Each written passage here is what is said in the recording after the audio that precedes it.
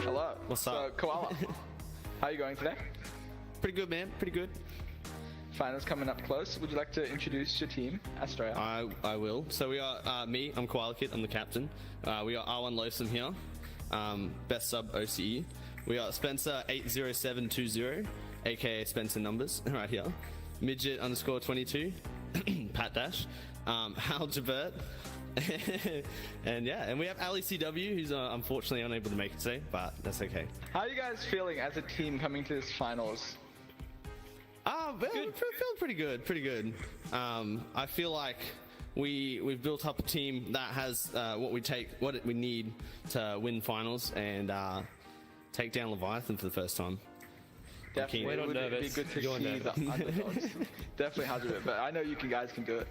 So, yeah, what are some tips you guys can give to lower teams, like trying to fight for that finals position, especially you guys being a new team?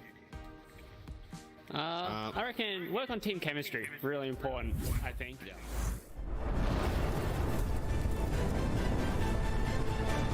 Welcome to your VRML Season 4 Finals.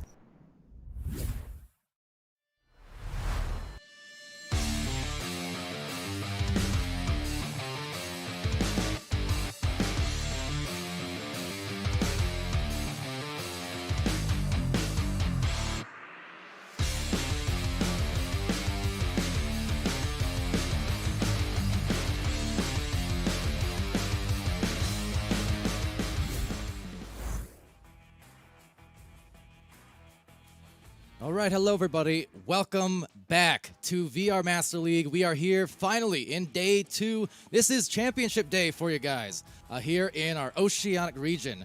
I'm Palador, being joined by the one, the only Pam Wow. Oh wow.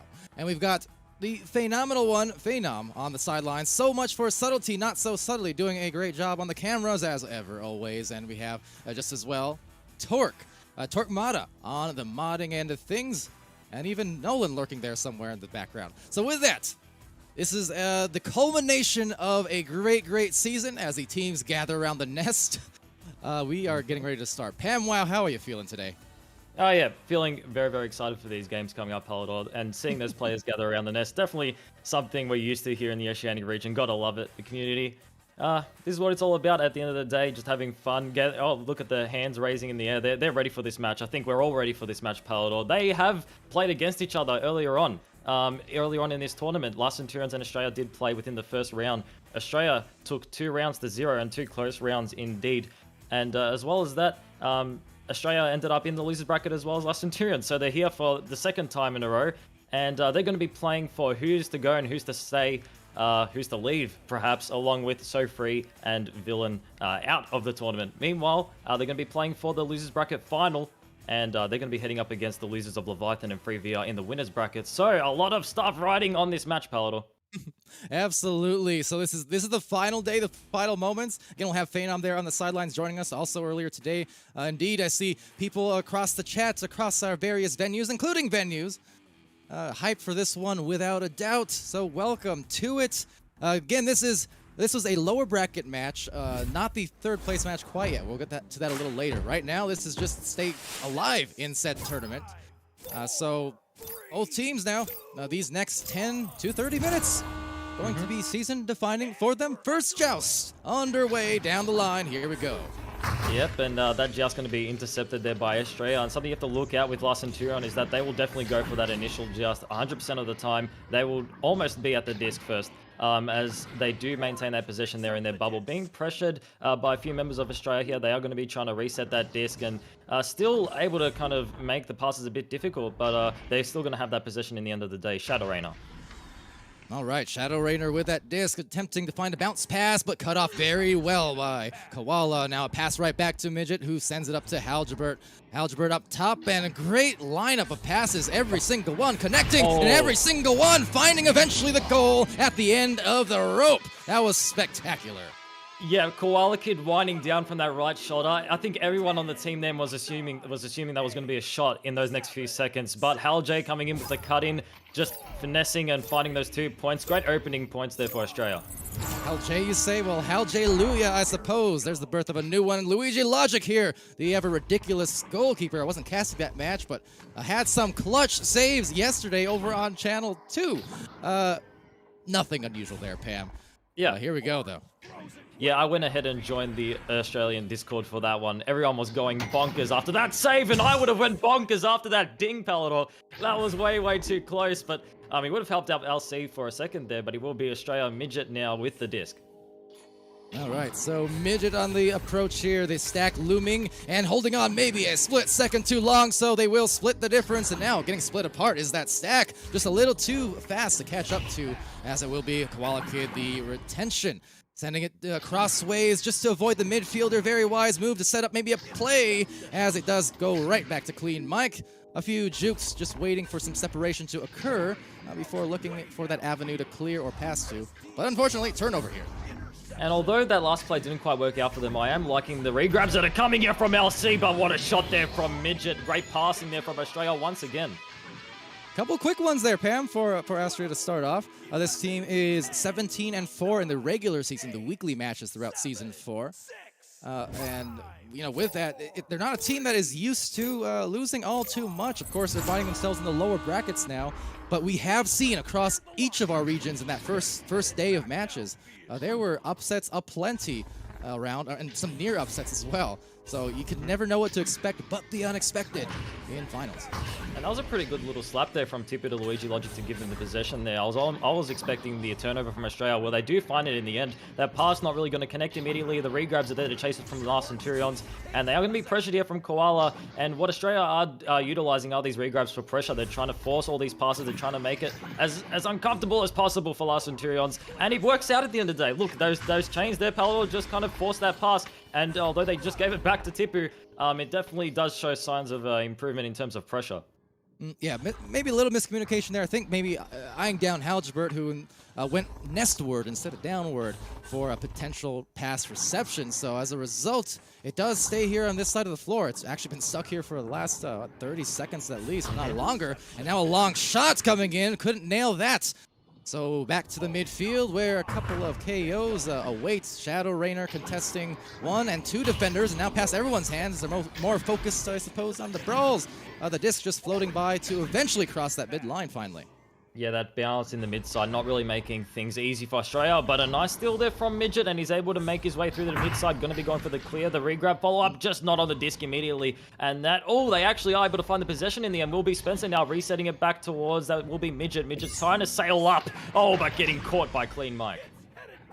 And again, it goes into the blue zone. It's going to bounce low into a flat bounce. Recovered by Midget. Has a split second to make a split-second decision before Shadow Rainer takes it over by the station. Now they split their offense up to find their positioning if they can.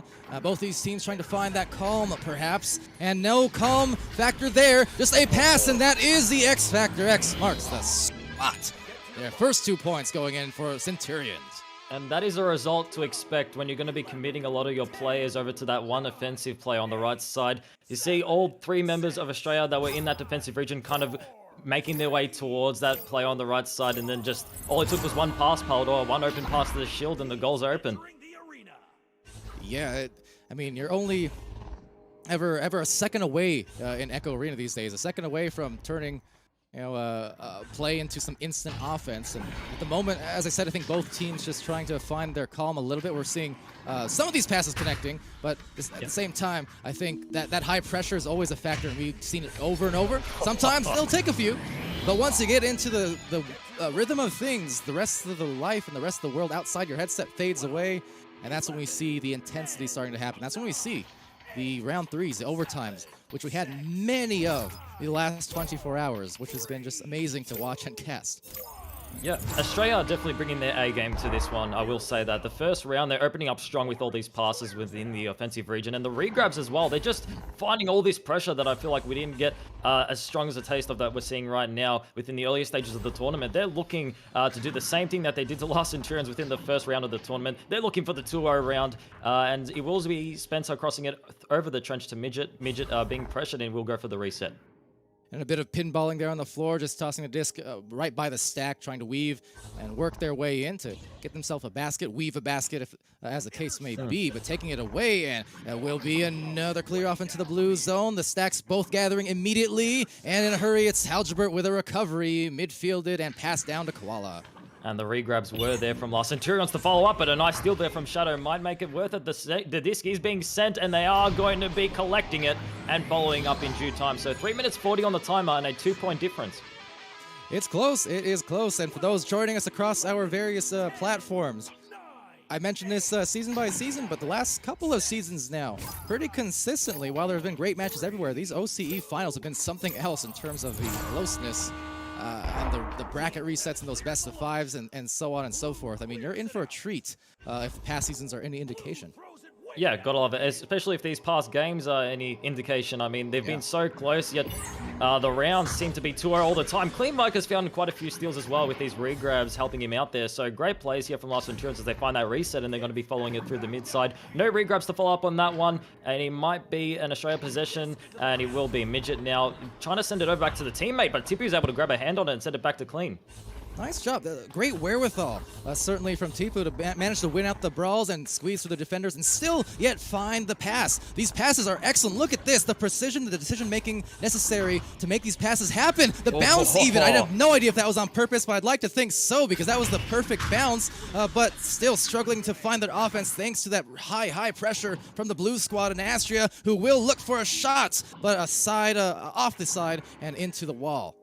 Yeah, that was some insane passing that we just saw from Lost Centurions then, and a great reset there to Luigi. I was kind of afraid Koala Kid might have intercepted that one, but they were lucky to get that one through. However, Australia trying to pin this one down in the offensive region, getting stunned away. Shadow Rain are able to find a decent clear, and that disc will hurl its way towards the bubble, but something that Australia are doing very well. They're not just regrabbing fast, they are on target with that disc. Absolutely. It's about, that's the mix that you play, the balance that you have to play at all high levels of Echo Arena, the balance between being both fast but accurate in your execution. You'd need a little bit of both in order to climb that ladder, in order to reach these top tiers and reach these end-of-season final situations. Yep, and with 1 minute 40 on the timer, Last Centurions will be looking for a score relatively soon. Will be Koala Kid trying to avoid the stack, and Last Centurions are trying to put the pressure on now. Nice. A nice pass over there, over to Spencer. Spencer trying to find another pass over to Midget. Great 1-2 action. Australia really coming through with the passes. The ding-off rebound. It was a pass. It was a pass the whole time. Could have fooled me, but you know what? They don't feel like fools at all. They got themselves a 2-goal lead now. 8-4 and timely. And the positioning just happened to be in the right place to recover. That's why you'll want to space left, right, and center when you push into the goal, because even if you have those awkward misses, those bounces, you guarantee you have someone there to recover for plays just like that, and that was huge in potentially securing this round.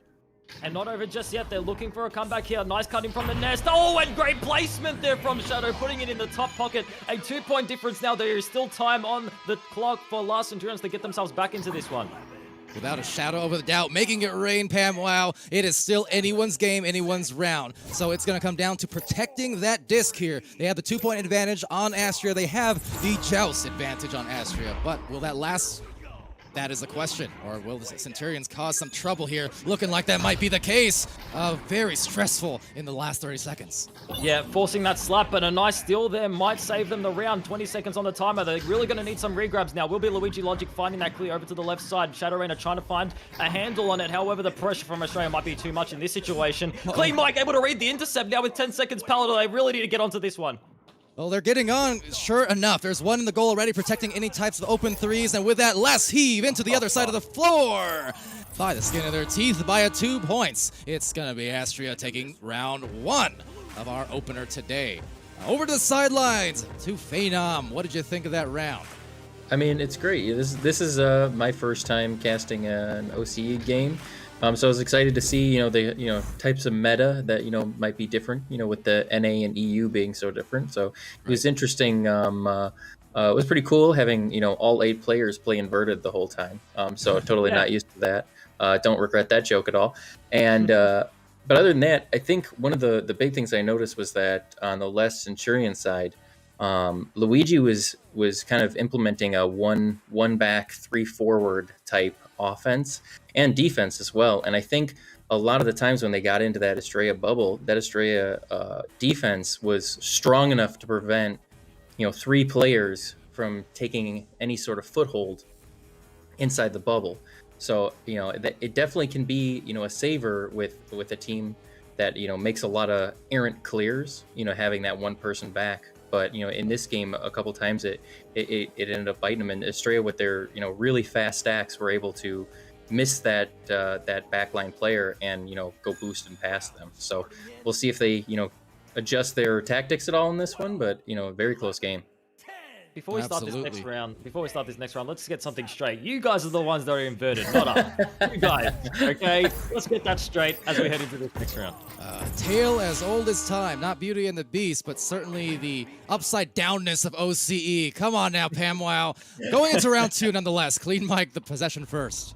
Oh, and another steal there, just to remind them that Midget will always be there to open up that possession. And a nice clear there to the right tunnel, and they're trying to follow up on it. No regrabs from Australia. However, Last Centurions will be there first. So Tipu now with the possession, and Australia still maintaining these stacks. They're trying to force these passes, Palador. Yeah, absolutely. And, I saw in that first round, I think, as I mentioned, starting off a little bit more chaotic in those initial minutes, although as the round did go on, we started seeing certainly more passing execution from these teams, especially Astria, were executing quite nicely on some of those push-ups the floor, but that's the kind of thing you want to look out for in these last days, is kind of the body language, passing language, and it's kind of being able to tell exactly when that moment clicks, where, okay, they're definitely immersed in that headset, and they are now fighting for their lives in these finals. And a great pass there to Shadow Reina, and that disc a bit close to the goals there. And Spencer is able to recover it. Still met with some pressure from LC, maybe forcing a pass, and the regrabs will be on top of that one. Clean Mike getting stolen away, Midget once again. And we've only had a minute and about 30 seconds from the timer drained away, but honestly, it feels like the action has just drained away so many more minutes than he actually has. Yeah, certainly speaking, it's one of those, factors here where I know I beat the dead horse so much, but it's a battle of attrition. I mean, the endurance factor, we saw it play definitely a factor in our other 2 regions as well today. And as we go into depth of things here, it only gets more and more intense. Midget here, aware of the situation right now. Scoreless stalemate in the first couple of minutes of round 2. So teams kind of right back to trying to find those passing plays, and they do indeed finish that 1v1. Opened up thanks to the quick movement around of that disc, and just keeping the bodies constantly in motion. Yeah, great passing as always coming here from Australia into the second round. Starting off strong, and if you're just joining us now, Australia have taken away the first one from Last Centurions, as this is the losers bracket, so if you're out of this, you're out for good, and you will be joining Villain and SoFree VR, who were within this tournament in the earlier stages, as we see Luigi Logic now with the possession, trying to avoid those stacks from Australia. Oh, but he's not going to do that.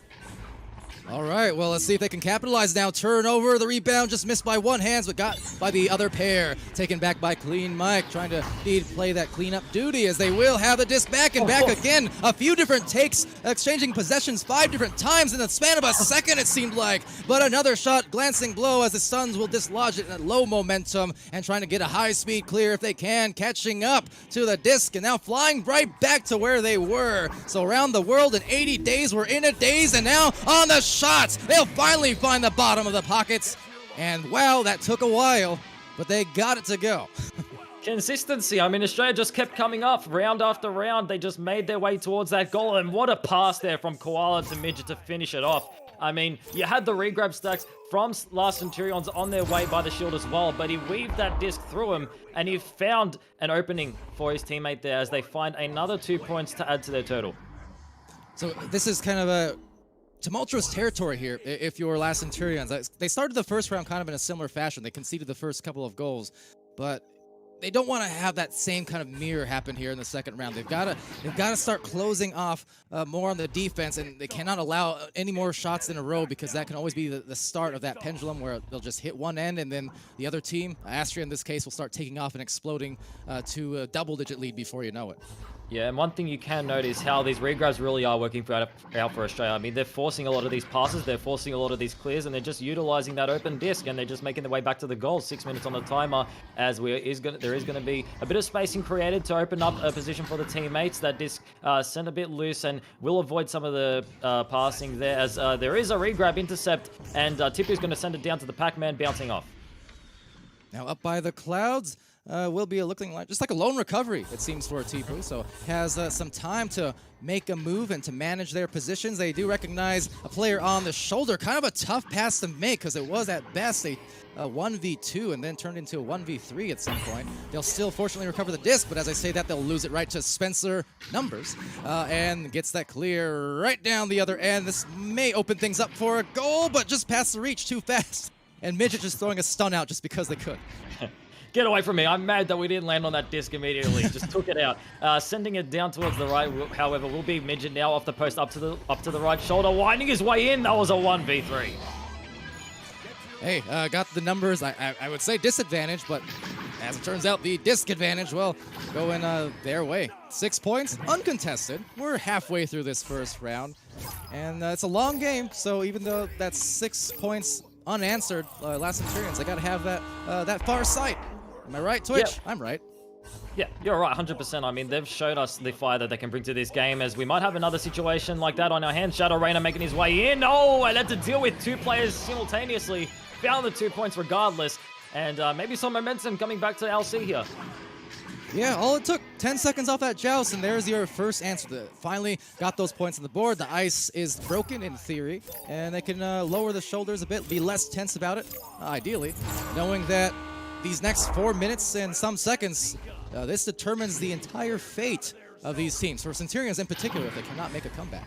Yeah, they definitely want to chase away this second round here. Will be Australia Koala Kid resetting it, and Australia, they do have the time and the points on their side of things, so if they can keep maintaining these passes, as long as Last Centurions aren't really following up with any pressure, they can find themselves this second round. However, it looks like LC is starting to incorporate some regrabs now, trying to pressure that possession. However, Australia just holding on to this disc, and as you see, LC just making their way back to the bubble here. They're really going for that defensive format, as Hal J. Burt now with possession will be going for a pass over towards the left shoulder, and not going to miss, but the bounce intercepted by Luigi. Great read. Yeah, great read by the defense, aware of when to dive and when to make that play into the lane, but recovering is Spencer with the numbers and finding the advantage. It's Midget 22 gets the 2. It's 8-2, and this is too good in round 2. You know, I agree too. Just a great awareness shown there from Midget, just to immediately make his way. As soon as he sees that disc heading towards his teammate, he's already booking it underneath that shield, over the shield, just giving himself an opportunity for that open goal. And it's all it takes is that one open pass, and they find themselves a few points, and wow, a 6-point lead now for Australia.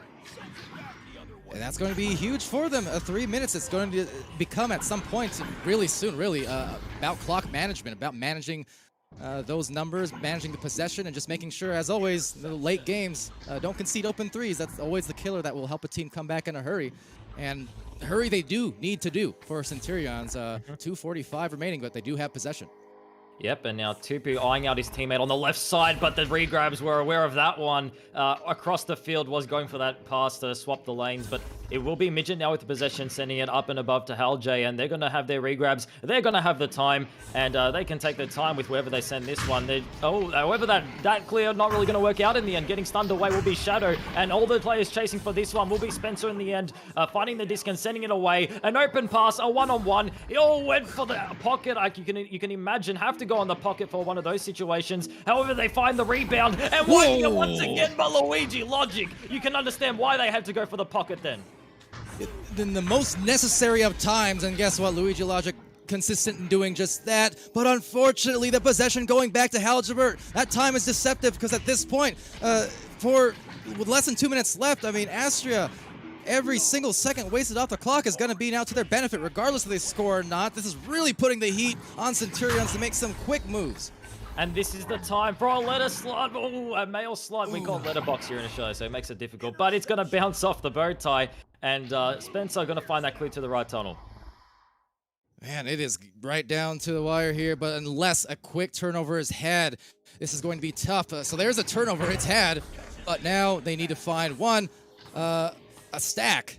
Whether a leech or a stack, regardless, they need to find positioning on this floor, and they just couldn't do that. You saw they got the disc back, but they spent so much time kind of floating there in the middle of the tunnel. They were unable to make headway on their offensive positioning, and as a result, they're going to give up this positioning right back. That pass from the cross and off the bottom of the post. Will it even matter, though? There's only a minute left. Yeah, and every second that drains away with Australia just maintaining this offensive pressure is a second loss for Los Centurions. and they really need to be going for some clears now, Last Centurions. But Australia with a Dusty will be Koala Kid sending it over to the right side of the field, and it will be Spencer. I mean, at this point in time, LC really need to be chasing this disc with some chains. However, they're still kind of keeping that hermit mentality with those that defensive strategic plays that they're going for. And although it does work out, I mean, these stuns are really great for the defensive type of style that they're going for. I mean, at a time like this, 2 points to 8, it's really difficult. Yeah, just too much time expended. I mean, once you hit that 50-second mark or so, that's when they needed to push that aggression. So we'll be Spencer numbers with a couple of final numbers. 2 more points to put them up to 10-2, closing out in these 2 rounds.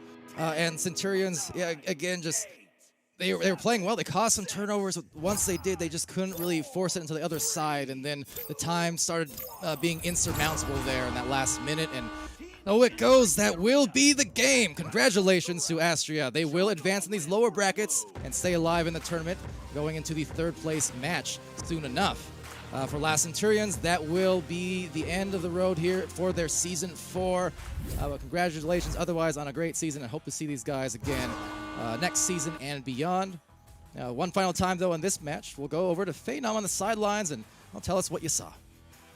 About the same as the first round. Australia really got the control down. I mean, they had similar possession time, but the ability to take the disc all the way into the bubble and then bring it home was what won them that game. Lots of interceptions, lots of like one-on-one type turnovers. So they were just way more confident on their ability to move the disc around without error, and it showed.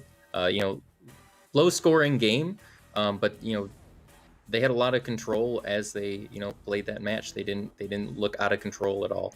Whereas on the Last Centurion side, they were kind of trying to put that first foot on the ground and stop scrambling, and they were just able to keep that pedal down and keep moving it.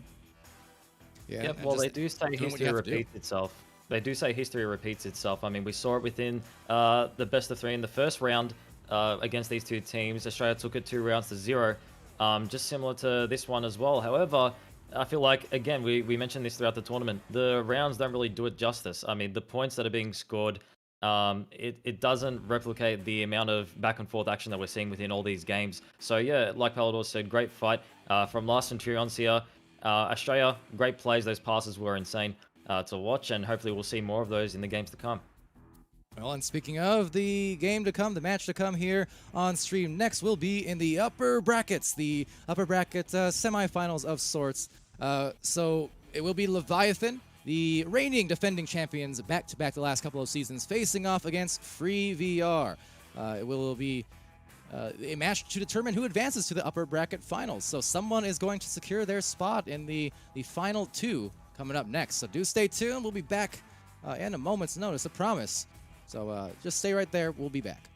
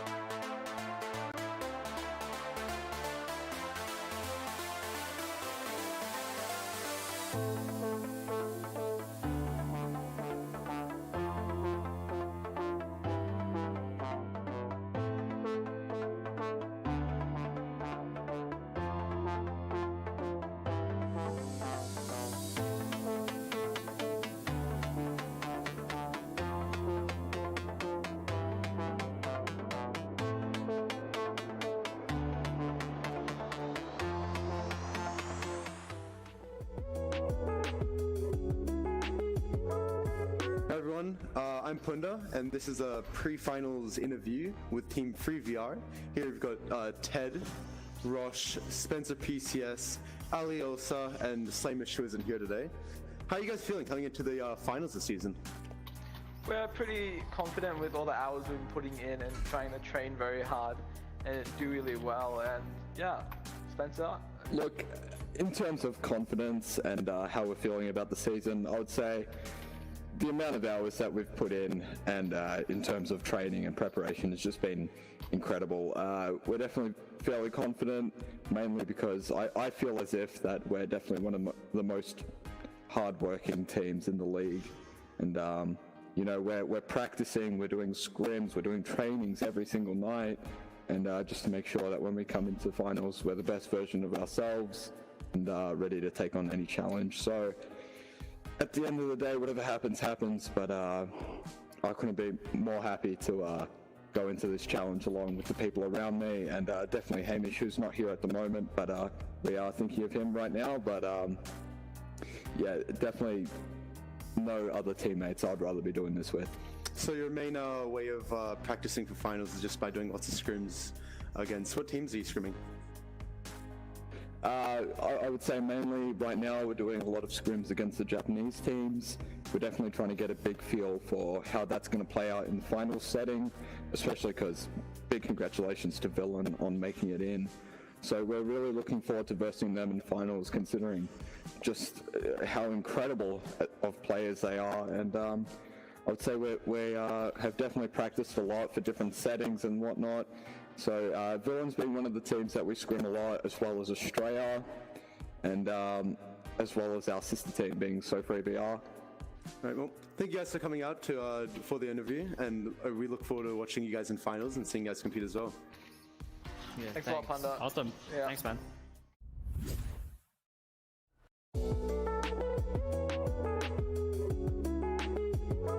And hello everyone, welcome to another one of these finals interviews. I'm here right now, Reset Worm, with the team of Leviathan. Beautifully executed. I somehow ended up over there when I was meant to be. Oh my god. Guys, finals coming up right now. You know, another one for you guys. And how are you feeling about it? I think our team's pretty good. We're pretty confident. It's going to be a good couple of matches, Yeah. Good couple of matches. I mean, yeah. Who's your biggest fear in this? Like, what are you feeling coming into this? Oh, I'd say top three. You got Free and Astria. I think they're both our main competitors this season. Yeah, sure. Yeah, we'll be watching out them. Villains are like sneaky. They're climbing up. They're sneakily just climbing up that ladder.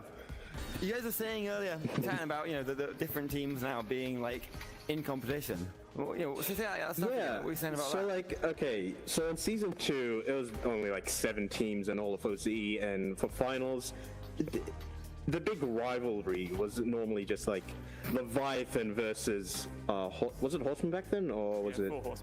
Yeah, it was. Don't forget about Breach and Clear, of course. Yeah, they don't matter. Breach and Clear did give us like that extra run because you're tithing them out. Yeah, right? we practically won it for Leviathan. But basically, yeah, it was just a rivalry between those two teams. And in season 3, it kind of swapped a little bit, but it was still a 1v1 with Outlaws and Leviathan. So now, in this season, we have a bunch of other new teams, or like newly formed teams, and we have Free VR, Astria, Villains. And it's more like a Mexican standoff, Mexican standoff. We're in the circle, and you're like, yep. Is that makes? Yeah. Yeah. All right. Cool. Right. Perfect. I mean, that's what, I think we're seeing that across most of the regions. Actually, they're more like competition, the closer stuff. So hopefully we can get some good matches in these finals. You love those close matches. Kill it. Yes. Yeah. Absolutely. We're on for finals. Honestly, guys, best of luck. You're gonna kill it. I believe in you. And good luck out there. Thank you. Excellent. Thank you very much. Thank you.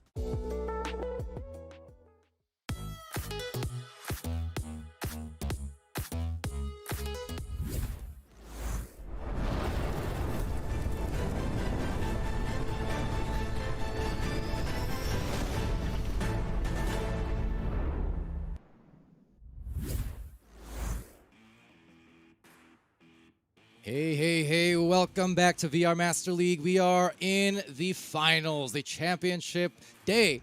Not match yet, But today, this is the match now in the upper brackets to determine between these two flawless teams in day one here in Oceania.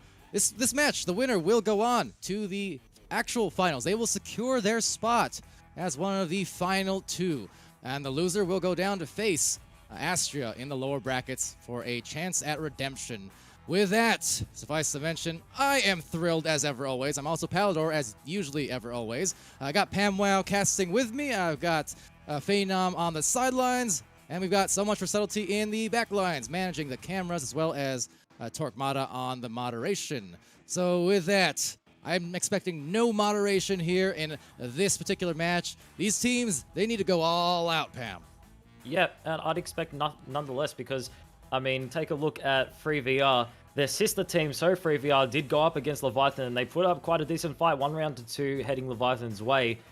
So I can expect FreeVR will be looking to seek some vengeance for their sister team as they proceed onto this game. Both teams are ranking undefeated, though. 2 rounds to 0 for the recent 2 games of FreeVR. As they make the FreeVR. Sorry, I confused them with Australia. FreeVR taking 1 game. They started with the lead due to their benefit of their positioning in the ranks. So same with Leviathan. They've both played 1 game and they're looking to really warm up with this second game against each other. Yeah, absolutely. And you know these teams already had this server open and lobby ready a full hour ago. You know they are well prepared. They know that their last few months of work, practice, review, VOD review, all that stuff, it comes down to what happens here tonight for them. So they were well prepared. They're all charged up, and they're ready and raring to go, just as much as I am, in fact. Phenom, your thoughts? I know you're new to casting OCE in particular here coming into the finals, but obviously well familiar with the finalists around the world and getting a taste of what OCE has to offer. Yeah, I'm excited. I mean, Leviathan is definitely, talked about as far as, teams that, can compete at, the level that, some of the teams that, I regularly see are at. Right. So it's exciting. Like I said in the last one, for me, it's, just the meta changes, they're, as far as ping goes, I think you guys are a little more similar to like the NA style. Whereas like EU is usually, pretty low ping compared to the NA. The boosts are a little bit less important, a lot more passing, a lot more, team strategy. Well, what you'll witness from Leviathan and from FreeVR here is exactly that. I mean, both teams having successful seasons, as mentioned. Obviously, Leviathan, the retaining champions. I've been giving them a lot of props as of late because it really has seemed like in the last month of action, they've turned things up to a new level in terms of the passing. Leviathan is a team who, as I'm aware, has scrimmed plenty wow, a plenty fast score, so don't even give me time to finish. That's okay. First 2 points, that's going FreeVR's way. How about it? Well, the first caster curse going to Palador. Well done. Way to talk Leviathan up. As FreeVR come in immediately lightning speed with those 2 points. And something interesting we will note about Leviathan's opening roster here is they're not going to be starting against Victoria. They are opening immediately with Soggy Bunnings. And if you know Leviathan, they aren't afraid to change things up with their roster. So maybe a new strategy, they're just going to be opening up with their main roster immediately. And let's just see how that turns out for them, Pally. Well, yeah, yesterday indeed we saw some of that at play for sure. We also saw that at play for NA earlier. There were some interesting developments there, but neither the time or the place. Nonetheless, the point is these switch-ups in the roster, especially in long series cups like this, it is in fact more of a factor. It can definitely help a team as much as anything, but trying to find their first goal and see if they can get it going. As this Leviathan team, as I was trying to say, they've been putting together some excellent passing plays across the last month, and they're going to do it right there. No caster's curse, no baby. It's right on cue. Yeah, right on cue. 2 for 2, tying up the scores, and it's wow. We talk about sometimes it's either or with this game. It's either the action makes the time drain away so quick you don't even realize it, or it's just there's so much action. It's like, wow, we already have so much time left. You can't decide between the two. It's one of those games where the time is just fading before our eyes. FreeVR now with a just advantage. Yeah, about a minute and a half in, so 1 score apiece. And Raj, talking about time here, just taking it slow. Waiting for that stack to approach just so they can break it up. And Raj doing a great job at that, getting involved in a little bit of a tickle fight there with real zeros. But the thing is, they split up the stacks at the very least, and this makes it theoretically more easier for FreeVR to work it up the floor, although they are just kind of inching their way towards the midfield ever so slowly here. Yeah, through this disrupting play that Leviathan are going for, although they are kind of interrupting all these passes, they have allowed Slamish to make his way through the mid side, what otherwise would be a difficult task to do off a just advantage, you know, forcing that this through the mid side. So definitely, it's a viable play, but you gotta definitely question whether it was worth allowing the players to make their way up towards your side of the field just freely like that. Well, free VR, no pun intended. They clear that disc to the left side, Palador, and they're looking for some points. Absolutely, that's some 3 points, but VR ready and waiting to see what happens next on this play, as it will be Rush now, trying to make it clear. So, see, this is the ebbs and flows, right? It was so slow there for those first 30 seconds, 45 seconds in that launch. Now the pace picks up, it gets a little crazy, a little chaotic, and back again to the other side of the floor, where a stack shall meet there. Well, maybe, possibly, there for Soggy Bunnings. Took an extra second or two. And as a result, they'll turn it over. Not enough time to control. The pass is on, and now the wave by. And waving the wand, it's on for Rush. Yeah, Rosh making it incredibly difficult to get himself stunned out there, winding back and forth until he's able to force his way into the goals there for 2 points. Taking a lead now, Free VR, 4 points to 2. And 6 minutes 45 on the time. There's something interesting to note about Leviathan's formation here is that usually they would dedicate only one player to kind of pressuring on the forward line. Either that or they'd have the stacks. Now they have 2 players and they're separating themselves from each other. So definitely interesting because it makes it difficult to get themselves back for those stacks to get back into the defensive region. However, they are marking a lot more players through the way they're going for. Oh, Slamish found the save, but he might have been too far back in the goals there. Well, look like on wind up, I think I want to almost say it was a good save, but it looked like actually dragged it in, possibly. Not committed to that, but it looked like from my angle at the very least. Whatever the case, doesn't matter because the point is that's going to hurt a little bit on the goalkeeper's end after what was a good grab. Yep, and now for Leviathan trying to pressure that just advantage, working out for them. Great duck there from Punda. Punda sending it back over towards the real Zeros. And they have Silveridge always waiting there at the midfield for the reset, which they will go for. Actually, Soggy Bunnings now in place. So they are swapping things up in terms of roles, Leviathan. Usually they might have Silver, they're swapping it up. Now Soggy winding his way through the shield for 2. Not even sure any swapping is necessary as Soggy does a bit of a little dancey dance there for the Bunning snags. But at that point, that was a total walk-in goal for Soggy. Caught it all the way at the double diamond in the middle of the arena, and completely uncontested walked it directly past the barrier into a goal. So everyone covering, and now no one recovering, and the disc on the joust. So this is dangerous territory. This is where it can fall apart for a team in a hurry. So another shot and a save. That is so clutch from Ted because that shot could have been backbreaking in this round alone. Yeah, a great save there from Ted, but 2 things you definitely do not want to be seeing in this type of game format, you know, in the finals, near the finals as well, top teams. First of all, oh my goodness, okay, just completely redeeming themselves, however. Great shot there from Rosh, 22 meters out.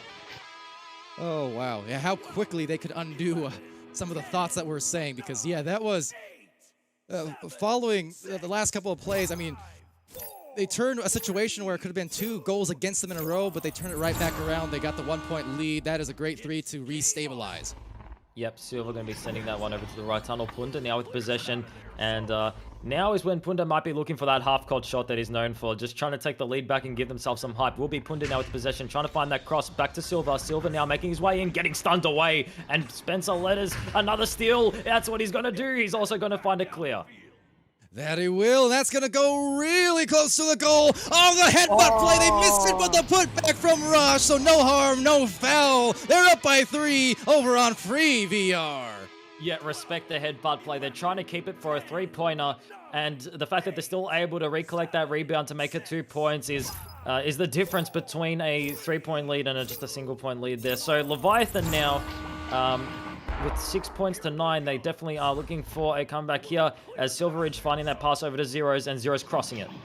And just for context here, maybe hold that thought for a second. For those who might be less familiar with Echo, I know we got a lot of newer casual viewers who tune in for these matches. As a back pass, a little bit dangerous there.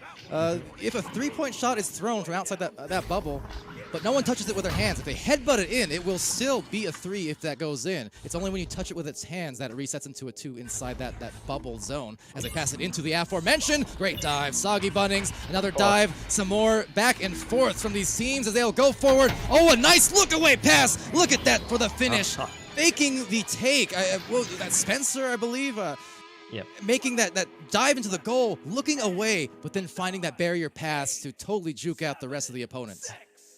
Meanwhile, I'm pretty sure Spencer actually found a bunch of those stuns earlier on in the bubble, just fighting everyone that was in there and then sending it over to Slamish to execute that. But wow, what a play there from FreeVR in general, just completely going aggro on Leviathan as they go for the shot. Oh, Punda very close, as he definitely was aiming for that shoulder there, as he goes to Soggy. Soggy now back to Punda. Punda looking for some redemption off the left shoulder, finding the reset back to Soggy.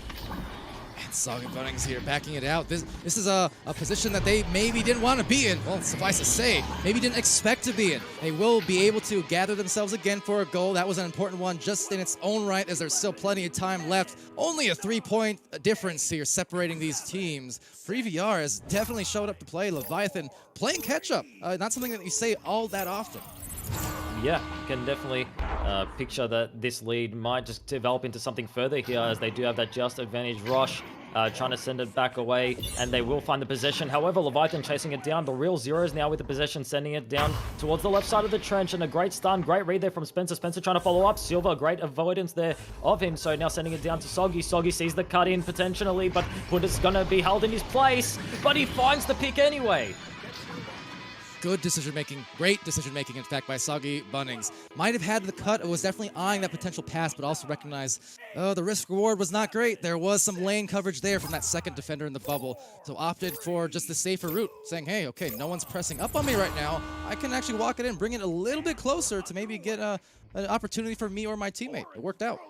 And that type of point that we just saw there from Soggy, we will see often. Soggy manages to find a way to weave this towards the goal, no matter how many players are in there. Somehow he manages it, as they do find the reset here. Leviathan need another 2 points to get themselves in the lead here. It is 11-10 with a minute remaining on the timer, and a great pass there to Punda. Hey, turning this round around and around we go to the final minute of play, even less so. So taking a late lead, this is starting to become a little bit reminiscent. Anyone who tuned into the North American Day 1 finals earlier on. We had Joker, well, formerly Joker, Ignite. Still getting used to it sometimes. They were taking the 3 rounds, and each round was close as anything. 2 overtimes in rounds between rounds 2 and 3. So we're seeing these teams who are championship caliber. They are kind of being rocked in these early matches and trying to react back with a clapback. What a shield! Oh, Ted, they just took the lead right back. That is the clutchest of clutch from Ted. What an insane play there from Ted. He might be able to take away the first round there. I don't think there's any time here for Leviathan. It certainly will be close. They're going to have to be really fast. The headbutt play at all. But with 5 seconds, I think that will do it, Palador. What an incredible play there from Ted. Yes. Better off Ted. How about it? Left them in the dust with the ender move to end their hopes at winning the round over to Phenom. How about it? First round. I mean, what an ending there. That what a, ironically, a good ender ring, but I'm not Palador, I'm sorry. But that was a really, really close game. Just looking at some of the stats, even though, I mean, it was very close in score, some of the interesting stats, 60% of the shots on the side of Leviathan, 9 to 6 there. But on the other side, 75% of the game saves. So, and it wasn't one person either. I mean, it was, Slamish, Rosh, and Ted all had a single save. So the defense is coming, very much into play on that side. Notice Leviathan very much waiting for each time they had possession, trying to find an opening in the defense, and, had to pass it around numerous times before they could, kind of find that. Whereas on the other side, the orange side, they were just, hammer it in. They were walking up to the bubble. They were making their own openings and they were putting it in. And, they took it, all the way to the buzzer to, finalize that win for them. So. Yeah, thank you so much, Phenom. And speaking of buzzers, we just heard that in the background, perhaps you might have heard on stream. So opting for a perhaps extended timeout that can take up to 5 minutes, of course, between rounds freely as needed. And looking like they may just do that here. But yeah, thanks for the analysis there, Phenom. And one of the other stats that sticks out to me too, Pam, where I was talking about, I'm trying not to caster's curse it earlier on, but the passing game and the control that we see from Leviathan normally, they did get more possession time. I mean, 3 minutes and 16 seconds of possession time for Leviathan to 2 minutes and 15 seconds for free VR. So more disc control for Leviathan indeed, and even 3 more shots taken compared to free VR. But despite that, they were not able to maximize their opportunities as much as we might be used to with that many attempts and that much disc control. And like Phenom was saying, I mean, defense paid dividends, as it often can and will. So yeah, well done.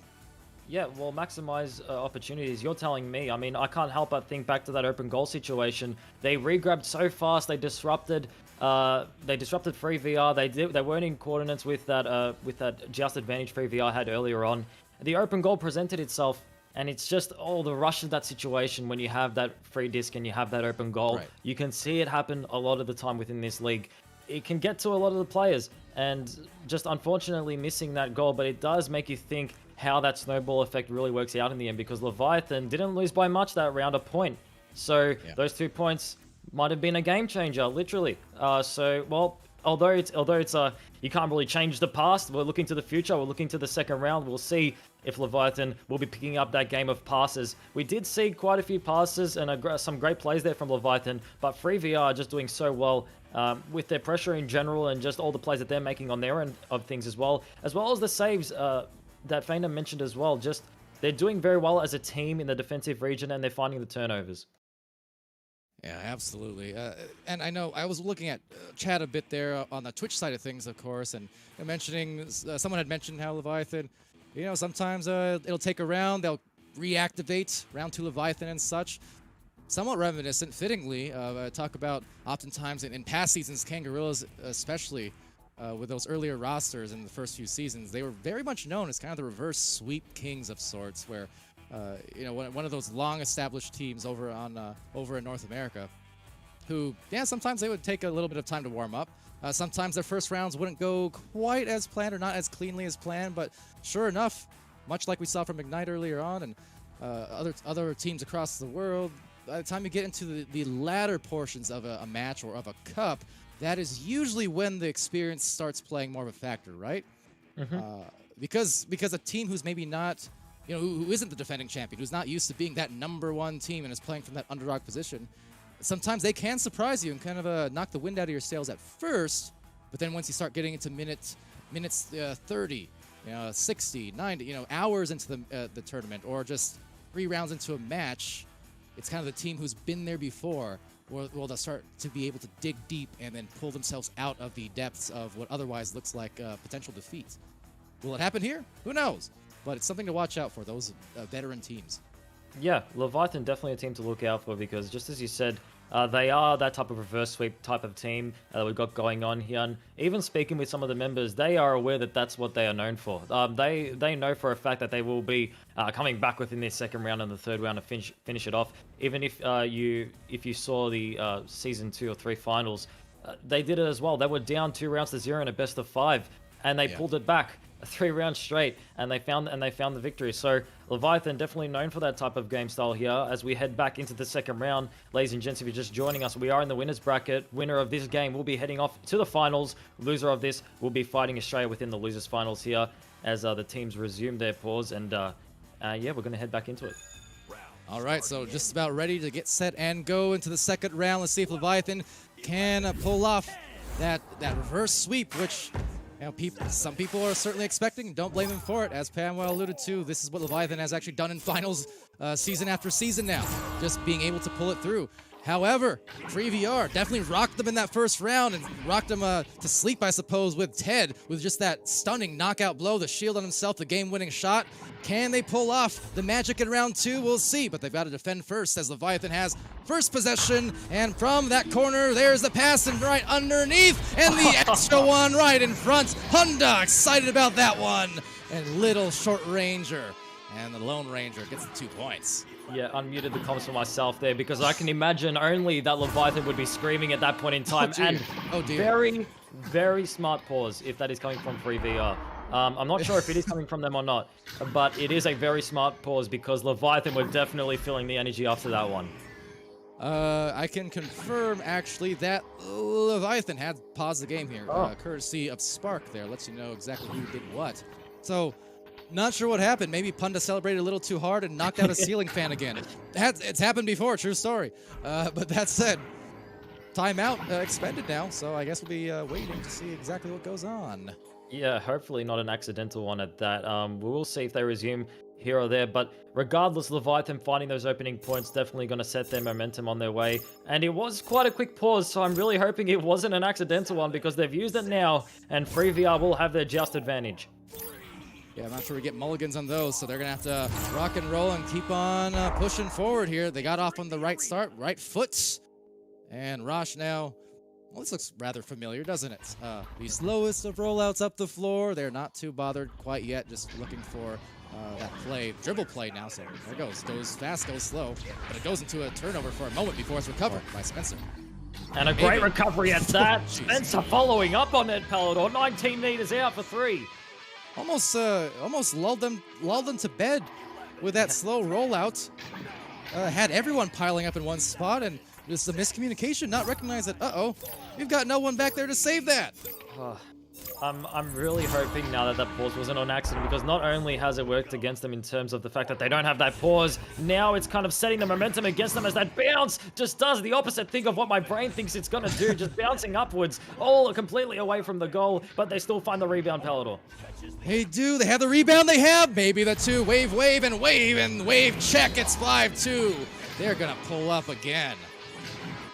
Just every time that disc makes its way and it sails towards that backboard, my brain just automatically thinks it's going to go into the goals over 100% of the time, but it just does that one weird bounce. And I don't know if other people in the audience can tell that it's going to do that. Maybe I need to go back to math class, or otherwise it's just not checking out in my brain. However, Leviathan definitely will be looking for some revenge after that one. Oh, another near turnover. So something's gotten into Leviathan here, and just in terms of, again, they got started off the right way. That was a spectacular first play of the game, but now the last couple of plays, they're struggling to actually get this into the opposite end of the arena. Here it goes again. A stack absolutely blitzing them, mobbing and sending that disc flying, but it will be recovered by Silver, who now finds a deep pass there, recovered by Zeros as defense takes position inside the bubble and backing it out slowly into a forward pass. A little too brisk, in fact. It's turnover here once more. And it seems as though they are dedicating Silveridge to the mid side once again here, swapping up from Soggy. Silver usually the defensive anchor of the team Leviathan here, which maybe the rollout that they might be looking for here off the backboard. That is the half court that we usually like to see from Leviathan. However, they still find the rebound, crossing it back over to Real Zeros. Real has some time. There's the cut in, but their stuns from FreeVR are insane. And Spencer, nothing unusual there, playing some immense defense in that mid lane. This is going to translate to a Rush shot that's a little too far to the side, but a rebound here will still be had, as inverting immediately is Rush, trying to dance around and get the opponent juked, trying to break those ankles a little bit before opting for the reset. Smartly so, recognizing there were no numbers advantages in the goal. A push up, and Ted with the eye on the arena, down the arena. Maybe an eye getting stuck there a little bit too much. Holding the disc loss, shot not found, and rebound to Soggy. Yeah, Leviathan making it very difficult for these passes to come up. Just marking every single one of those players as the regrab's up there to follow up on that loose disc. It will be Soggy now. Oh, with the Dusty and the send over behind. Silver getting saved from Slave Mish. Save Mish. It will be Punta now with the rebound, and FreeVR able to compile on top of him. However, they still find it in the end. The rebound. It will be Soggy Bunning sending it behind, and Silveridge with the dime. 2 points, 5-4. Spectacular saves, but just better persistence on the offense. I think the one thing there that FreeVR may have been able to do is dive that pass to the backboard. That one came in. It was precise. But it was rather low speed. That may have been a diveable one, but of course, that split-second decision-making is always much easier said than done. And that'll result in a Leviathan goal. They needed it. Yeah, and FreeVR have taken away this first round here. And ladies and gents, as we near the halfway mark of this second round, they still have a point lead here, and they are looking to expand it. As we do see Puna trying to chase away that disc, and they are going to find the stun. FreeVR are really utilizing these stuns, Palador. They're chasing up on every possession of Leviathan, and they're disrupting all the passes with just a few stuns. Yeah, absolutely. And you know what? For as shaky as Leviathan were looking in the opening minutes of this round, it's still a close round is a thing. They're only a play away from catching up here, but they've got to find something. They got to find it fast. That is a good recognition there. Covering up. Soggy Bunnings covering Spencer, and now needing to find that clear outside the bubble and stabilize with halfway left in this round remaining. Still 5 minutes. Punda possession. And although a loss here won't mean immediate death, they will be getting over to losers bracket, and you really want to hold on to a win here. You want to have that bracket reset opportunity for you in the finals. You want to have that safety net. So taking this game is very important for both of these teams here, as Leviathan try to force that disc back through the mid side. However, FreeVR are just on top of that. The pressure is there. Ted went to cross it over towards Rosh. Rosh able to get a hand on it in the end. He's now dancing around on Pac-Man, finding the reset back over to Slamish. Slamish back to Rosh. Rosh off the ghost, winding his way back off the backboard, went for the pass, crossing it over to the left shoulder. Spencer, but the save from Silveridge. Silveridge, give him a gold. Another one of those goalies who is always in the zone. It's going to result in the goal of their own and pushing into the lead. Leviathan, despite all the chaos and all the frantic nature, they have the lead still yet. Brilliant turnover there from Leviathan, beating the stacks from FreeVR to find those open goals. You got to be ready on your feet for that counter play, and that's what they were, Palador. They found that open goal, and now the point lead as we head into the just advantage for FreeVR. Rosh. And Rosh on once more this patient roll up the floor.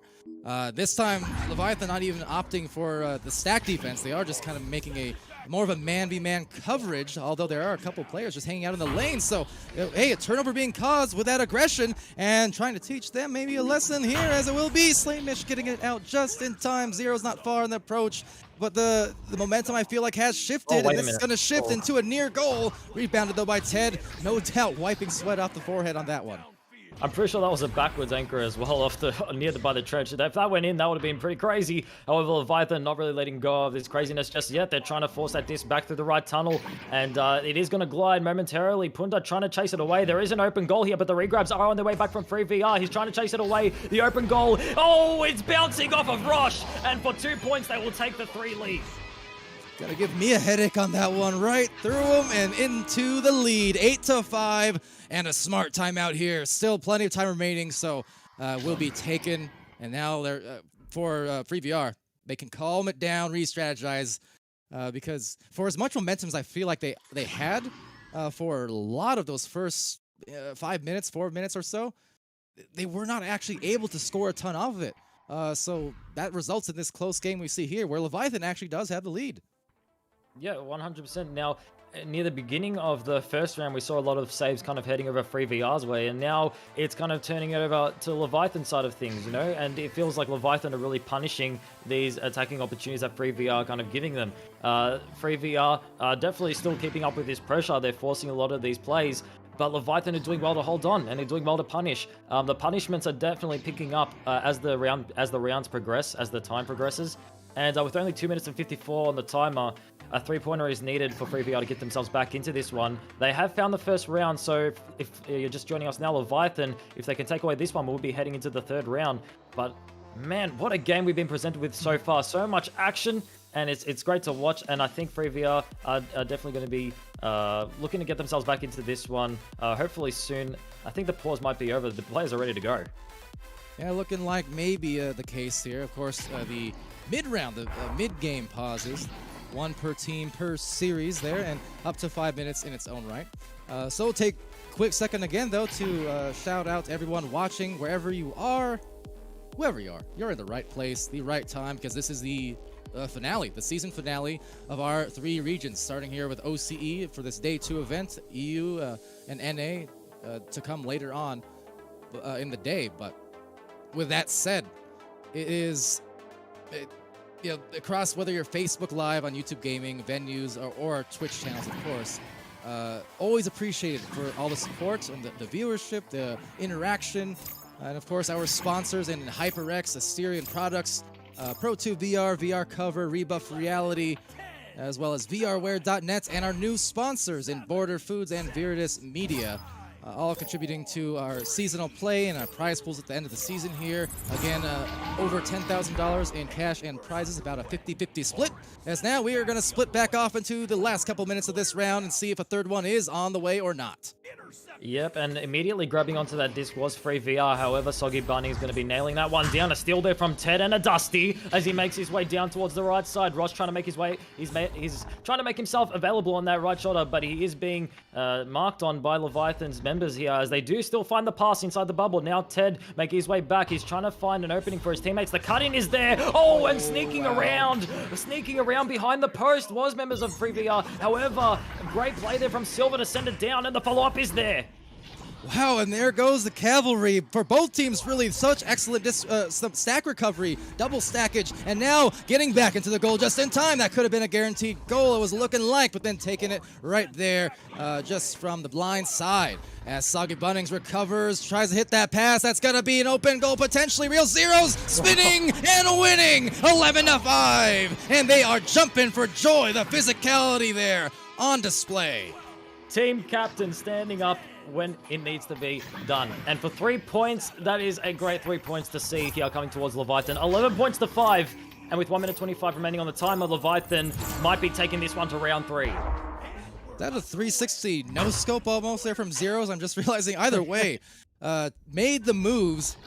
Speaking of, well, they need to make a move right now for free VR. Quick score here will still put them in contention, but now another dive out of stun. Lost disc into the trap where it's a recovery by Leviathan, just barely.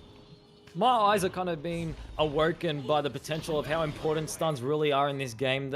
That's just from the action that have just been transpired within these previous few plays.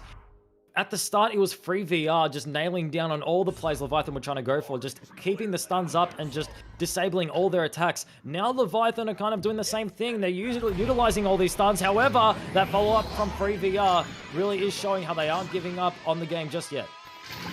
Yeah, the killer about that, though, that doesn't really give them enough time to make a comeback here. So at that point, and again, I will preface this by saying, another one of those easier said than done things. Understand, folks, this is the highest pressure situations. These teams playing all the last few months on the line of this work and being on stream, high pressure. So preface it by saying that. But what they did there was they had all 3 players stacking on the floor, which is great for the speed, but they really could have used a 3 in that instance. So being able to communicate who is diving on that disc and then sending one to the barrier so they could make that outlet pass and get that 3 and still give them a chance for a game-tying 3 right after. That was the one miscue, I think, on that otherwise good play. That said, we're going to send it over to Phenom on the sidelines as we do prep for yet another round 3 here today across our 3 regions. Oh, it's good to see another round 3. I mean, a second very close game. I mean, we're looking at, possession time almost identical. 52% and 48%. So, the 2 teams are handling the disc about the same time. I'll say at the first 5 minutes of that game, I think the arena had the most possession time. I mean, it was just, the disc was flying all over the place. Geo was left and right, wall bouncing. I think it was quite a bit of chaos the first 5 minutes. After that, in that chaos, every once in a while, Leviathan would just take the disc, put it down the other side, and punch it in each time. Last 5 minutes, they definitely got some momentum. Last 2 minutes, free VR really kind of stepped back and got some control and put some points on the board. But it's definitely the highest pressure that you're gonna get in an Echo match. So for these players, they really gotta take a breath and coming into this 3rd round and do whatever they can to play the game that they've been practicing in scrims, for months. Mm-hmm. Oh, absolutely. Thank you again there, Phenom, on the sidelines, and I concur. Pam, we've touched on it as well. These kind of moments, even as a caster, right? Caster or player, these situations are what you live for. Also, what kind of kills you sometimes when it gets into the tense moments. But at the same time, these are the moments that make it all worth it. Whether you triumph or fail and then try to come back another time. It's these stories that develop amongst these players that just make this game a beauty to watch. Yeah, 100%. And as we said earlier, wait a minute. Oh, wait a minute. Oh, wait a minute. A quick pass there over to Ted, and Ted finding the slam in the bottom pocket. Very, very hard to find a save on that one. Yeah, and they actually did have a save earlier on that last round on some of those similar plays, but you're absolutely right. In terms of high percentage goals, the alley-oop, if you can execute that pass precisely and avoid the defense, that's about as high percentage of a shot as you're going to get once the catch is made. So good recognition. Yes, something that Phantom also noted that I completely agree with is that you see the possession of the arena kind of the main grabber of the disc, and one of those reasons is another thing that we've all pointed out is the pressure that's being put on top of all these players that they're giving to each other. They're all manning each other at a lot of the points in this game, so there's no one to go grab that disc because all the chains they're disrupting each other. They're all trying to make sure that no one else is going to be re-grabbing over to that disc. As I say that, stunning out each other and still maintaining that possession will be Leviathan. Nope. Stolen away from Rosh. Oh, what a move from Rosh as well. Not only the steal, but then the spin around to completely juke out Silver, I think it was there. Very tough to make those grabs on those slippery players. Rosh is definitely one of the best at it. And now Real Zeros within the left tunnel does see the players converging around, getting stunned and getting manned. However, does have a free player on top of the bottom left. And you actually can see Ted trying to mark that pass here.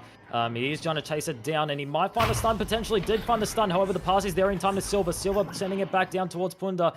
Punda trying to grab a hand on it and being marked over there by Rosh. Does find the bounce pass, and a great bounce pass indeed to Real Zeros. Yeah, some good disc control here in a state where, as we said, we're in the third round. That means everything here for these 10 minutes are clutch. And all too much, another stun. Could not overcome it. Coming from that top angle, Punda, but still throwing the arms out. I thought they were looking for an alley-oop, but no, don't need it. They just need a 0. But they do got the 2 off that. Tied up. There we go. Zeros had 2 players chasing him for that disc, but just, yeah. I don't know how he did it. He maneuvered Palador, he maneuvered backwards, and he found an opening. Absolutely. Again, I mean, it had some options, but once he slipped through, that was again one of those dives in, those walk-ins. You know what I mean, into the goal. But that said, the shot there just missing. That would have been a big one to make. They still might have some opportunities here as the defense tries to shuffle back into the goal, but turning into a numbers disadvantage, so they need to do just that, reset it out to the back line, and now find a better opportunity. And you can see 2 players converting onto the goals there. They were looking for that stun as they do find the pass over to Spencer. Spencer now on the backside, bouncing. There's no one on the right shoulder immediately. However, they do find the rebound. Went for the bounce off the backboard, but it's not going to sail its way in. Will be Spencer recovering it off the Pac-Man. Now we see Slamish making his way over towards the nest, trying to provide an opening here for his teammate as he sails past the Ghost. Now over to Rosh. Rosh underneath on the left boot, seeing the teammates all converting onto the goals, but a stun there from Soggy, and they will, from Real Zeros as they send it out and not going to follow up immediately. Yeah, I think if they get the disc back here, which they may for free VR, here goes dislodging. They just need to calm it down a little bit because we saw in the entire last offensive possession, they had some opportunities, but getting a little bit ahead and trying to push forward too fast, too soon at times. So I think needing to utilize more of those back passes even more yet, like we've seen him do every time, or a lot of the times on those jousts. Just be okay. If you're not being pressured, be okay with sitting even for 30 seconds if they're not going to pressure you, and take some time. Yeah, and Silveridge has a lot of time on his hands now. Punda making himself available for that pass and the 2 points. Punda was being marked that entire time, which allowed Silver to make his way up the field. And then on the last second, breaking away from the man and giving himself an opportunity for that pass. And that's going to give them an extra 2 points of breathing space. Just nail-biting plays the entire way, you know. Goalkeeper there watching with bated breath, no doubt, as Silver approached the goal and just recognizing, oh boy, it's going to turn to one of those situations. It's all or nothing. Better save this, and not a place that I envy any players being. It's tough. Here goes the clear, and maybe a quick boost on the floor. Oh, the defender missed it. They jumped out of goal, and now they're going to, dump it right in. Rush. Man, live and die by it at times. It makes me a little nervous every time he holds onto that disc for an extra second, almost daring the defense to get back first before dumping it in. It worked, so you can't criticize it too much, but boy, oh boy, it makes me nervous. Yeah, it definitely makes me nervous. I mean, I think he's trying to set his trademark there. Rosh will always do that kind of swing there on the left side of the post before he sends it in for the slam. And, well, it's kind of growing on me now. Here comes Punda from the half court, and he can't go for the open goal there. There is a player ready for it, but he does see some teammates there for the instant cut in, and that's the Leviathan pass that you like to see. It's been a little bit of a rare commodity here. We've seen it in spurts, but not as much as we had seen in previous weeks, which goes right back to the fact where I mentioned these cups, these finals, Challengers Cups, end of season events, different beasts. And we're seeing them lay everything out on the floor. Yeah, it almost seems as though there are different teams that emerge within these tournaments because maybe pressure has a lot to do with it, which I'm pretty sure it does. But it's just whether it's tactics, whether it's plays, it all seems to change as soon as it gets into the tournament side of things. In comparison to the previous games in VRML history, as we see now Soggy Bunnings with that possession, trying to snipe that pass, and he does find the bounce to Punda. Punda now sending it back to Soggy, just missing, but they do find the rebound. Oh, but a misgrab there. Maybe they can pounce on this with a quick stack, but no, not able to do so. So Real Zero's just guarding that back line now, recovering the disc and directing traffic a little bit. You can see waving the arms around. Now finding that goal. There it is, the excellence of execution. Punda puts them up, courtesy of Soggy Bunnings' assist, by 4. This is shifting into Leviathan's zone. Remember, call back to about 20 minutes ago when we said experience towards the end of these longer matches. You're going to start seeing that way in one team's favor. It's kind of heading in that direction, so they're playing with fire for FreeVR. Need to be careful with this next possession. Yeah, feeling very familiar here. A 2-1 victory for Leviathan. If FreeVR do not want to follow their sister tribe's footsteps, they will definitely need to pick up some points fast. A 4-point difference here with 3 minutes on the timer, so still anybody's game. Will be Real Zeros finding that clear. The regrab follow-up, potentially the bounce isn't really going to help them out, but they still have the possession. No, a missed bounce might work against them. Ted finding the stun, and it will be Rosh now following up a Joker train. They're trying to force their way all the way up. Here it comes. Silveridge has to find a save, but Rosh is going to make his way around. Rush jaywalking all across the floor there into the goal. Shout out to you guys there. This is gonna be a thriller of a finish. Once again, how many times has this happened today? They needed that goal. And as I said, you live by it, you die by it. They're gonna live by the steez, die by the steez. So for FreeVR, bless you. Here we go. Yep, and they'll definitely need all those blessings if they are sent to the losers bracket, which might be a different outcome, because it does really feel like they've awoken something here. Slamish does have the possession here, and the teammates are making their way around. However, Leviathan are back in the defensive region now. Will be Slamish making his way up, crawling, sending it over to Ted. Ted recovers from the stun just in time, making his way underneath. Oh, trying to juke his way, but Real Zero's chased him down. Never mind, Slamish finds the steal and sending it up. Oh, but the stowaway, what was that? He's just sent it away. And it will be a clear through to the left tunnel. Hold it, my tongue. I am on the edge of my seat, and I've been there so many times today. This is getting stressful. My goodness, it was there. It was there. The opportunity, though, will it be lost? Who knows? A disc grabbed here. The goal is a little bit open. They still have some numbers. Potentially the defense recovers, and a cross pass over. They need to take a tie here, maybe make the tie, and the time is now. The tie is now. 90 seconds and less remaining in the bottom of the third round. Let me take a replay at that one. Let me take a look at that one once more, because, wow, Real Zeros was there and he was ready for it. Unfortunately, just dinging off that left pocket there, but still tying up the scores once more, and just barely a minute remaining here as the scores are even, and the pressure is definitely on for both of these teams now. Loser of this will be getting into the losers bracket, and they both want to avoid that one. Absolutely. This is a killer thing. Look at this match right now. They have to still do it again and again later on in this tournament. This is ridiculous. Slamish here with control. They have a chance to do potentially the unthinkable and send Leviathan into the lower brackets and have them fight back into the uppers. That said, this will be one heck of a finish. I can feel it. Slamish now on this approach, handing it off to the sideline. Rosh quickly down the line. He loses the handles. Real Zero spinning, unwinding, and now maybe about to find one of those instant classic kind of finishes here, but a recovery down the line. Pam, wow, could it be? No, they overshoot, and it will be outside the bubble with 22 seconds left. There was a few overshoots in a row just there that kind of disrupted each other's plays. However, one last steal, one last stun. It might set them up here. Leviathan within their bubble. And one more clear. They're all panicking here, Palador. They want to get that disc away from their bubble. Rosh, one more clear, trying to send it away. And with 5 seconds remaining, I'm not sure if there's any time. We might get into an overtime. An overtime. It is. I've lost count on how many of these I've casted today already, but here we go. Round 3, sudden death. It does not get any more tense than this. I am on the edge of my seat. I'm hurting. I'm not kidding. This is gonna be a finish. Pam, wow, here we go. ladies and gentlemen, round 3, overtime, and it will be free VR grabbing that disc immediately, sending it over to the trench. Leviathan ready for it in that trench and sending it over to the right tunnel. Punda now trying to send it away. Spencer with the steal. Spencer with the send, bouncing off the left post. They're trying to follow up on it. Will be Spencer once more, finding the reset, and now here comes the play from free VR. They're sending over to the right shoulder. Now 10 off the backboard, getting stolen away, but the bounce might work against them. They find the clear. I'm dying. These teams now, everything is being left on the floor. I cannot believe we have found ourselves here again, and yet here we are, of course. Wouldn't be the finals otherwise. Real Zeros with control and a coveted breather where they can just take a couple extra seconds. We're about 50 seconds into this overtime. The next goal wins. It will not eliminate either of these teams, but it will send them into a lower bracket finals where they're going to have to climb in some best of 5s in order to find their way into championship contention again. So it's all here, and I love actually what Leviathan is doing. They are slowing it down with the time draining, knowing the next goal, it's going to matter the most.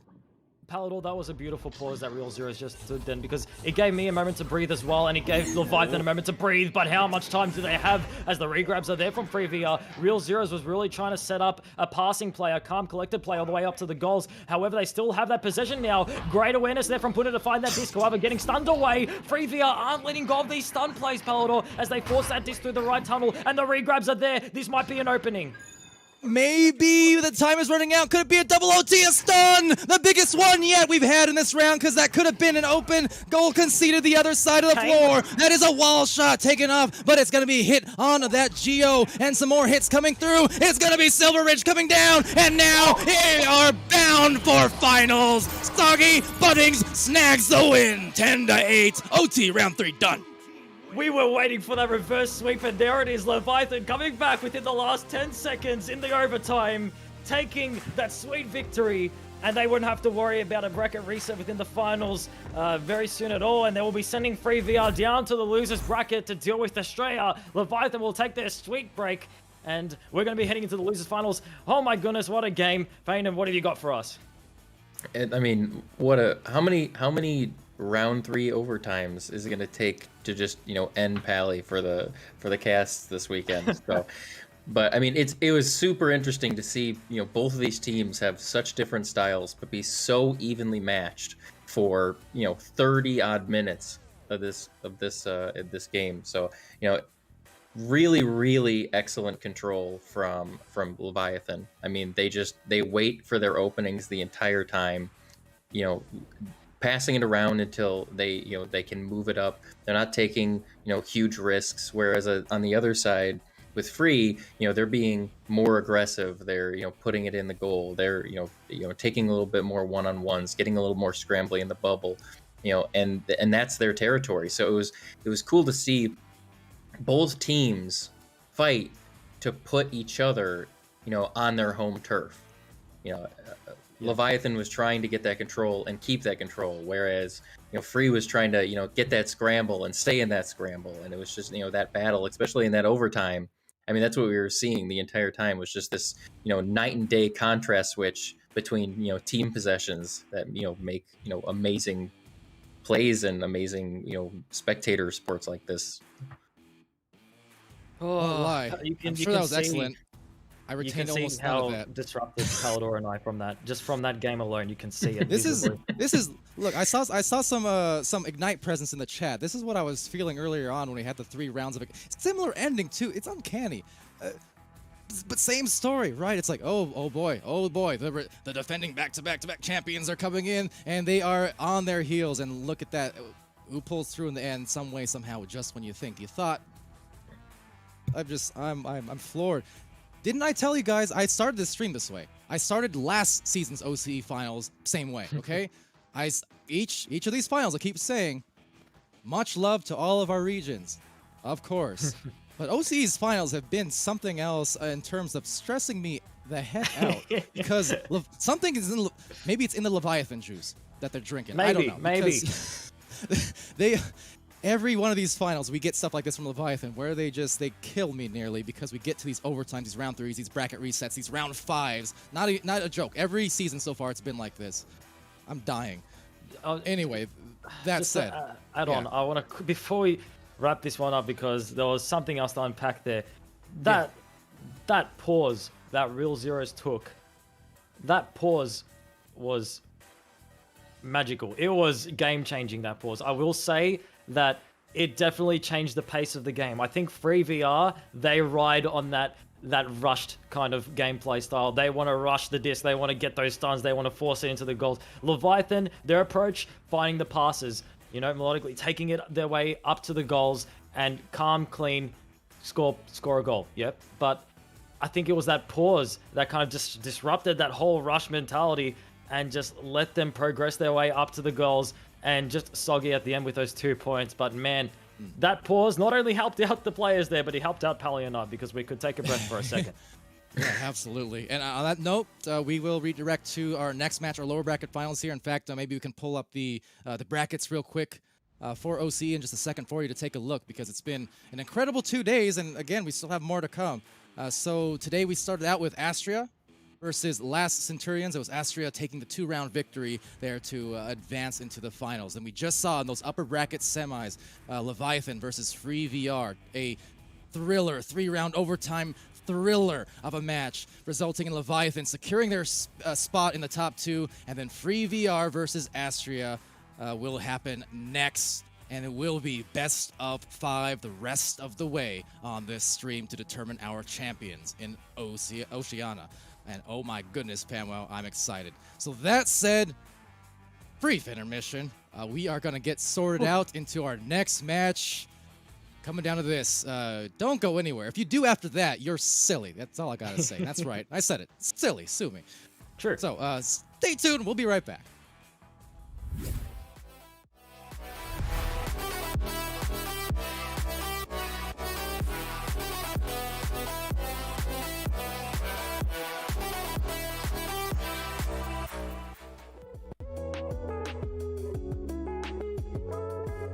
What's up? So, Koala, how are you going today? Pretty good, man. Pretty good. Finals coming up close. Would you like to introduce your team, Astria? I will. So we are me. I'm Koala Kid. I'm the captain. We got R1 Losum here. Best sub OCE. We got Spencer 80720, aka Spencer Numbers, right here. Midget _22, Pat Dash. Hal Jabert. And yeah, and we have Ali CW, who's unfortunately unable to make it today, but that's okay. How are you guys feeling as a team coming to this finals? Feeling pretty good. I feel like we've built up a team that has what we need to win finals and take down Leviathan for the first time. Definitely, it would be good to see the underdogs. Definitely has it, but I know you guys can do it. So, yeah, what are some tips you guys can give to lower teams, like trying to fight for that finals position, especially you guys being a new team? I reckon work on team chemistry. Really important, I think. Yeah. I think our whole team was built off all of our friendships, so that was really important to us. Rather than just trying to stack good players, actually think about how well you work together. Other than that, actually climbing 2 finals is just keep working. It's not going to happen in maybe a season or a couple weeks. Yeah, definitely. Good for us. And with the whole finals climate being very stressful, how's the mindset going into finals, thinking it might be like scary or anything? How do you guys feel? Not nervous. Not We're not shattered at all. You guys Competition shaking in their boots. They are scared. And honestly, I'm excited though. It's gonna be really fun. It's gonna be very definitely close, been waiting for it. And being at this like high position since the start, because I know as soon as the MMR came out, you guys were very high on the leaderboard. Do you feel like the bottom of 3 teams are going to be fighting for your position? Definitely, no doubt. And it's not like they're counted out of the opposition just because they're below us on the ladder. They're definitely strong teams that have what it takes to beat anyone and come to the top, take that championship. It's gonna be tough. And would you guys like to say anything for the last parts of this interview? I'm yet. Hey, man. Hi, Mia. Hi, Mia. Hi, Mia. Yeah. Alright, good to know. And thank you. This has been Australia. Bye, guys. Catch up. Bye.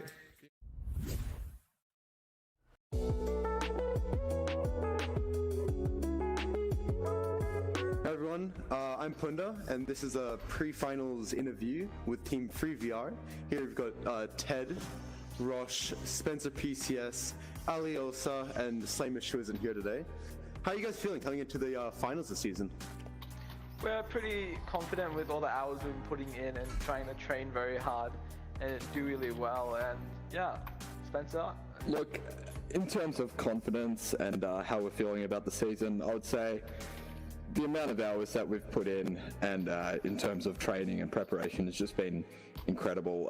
We're definitely fairly confident, mainly because I feel as if that we're definitely one of the most hard-working teams in the league.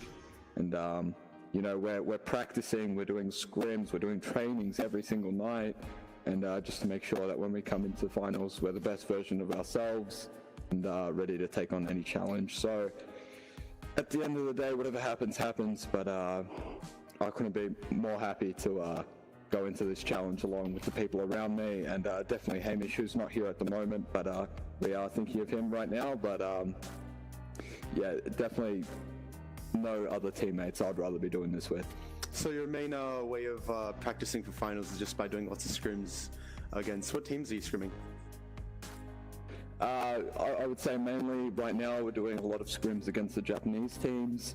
We're definitely trying to get a big feel for how that's going to play out in the final setting, especially because big congratulations to Villain on making it in. So we're really looking forward to versing them in finals, considering just how incredible of players they are. And I would say we have definitely practiced a lot for different settings and whatnot. So Villain's been one of the teams that we scrim a lot, as well as Australia, and as well as our sister team being SoFreeVR. Right, well, thank you guys for coming out for the interview, and we look forward to watching you guys in finals and seeing you guys compete as well. Yeah, thanks a lot, Panda. Awesome. Yeah. Thanks, man.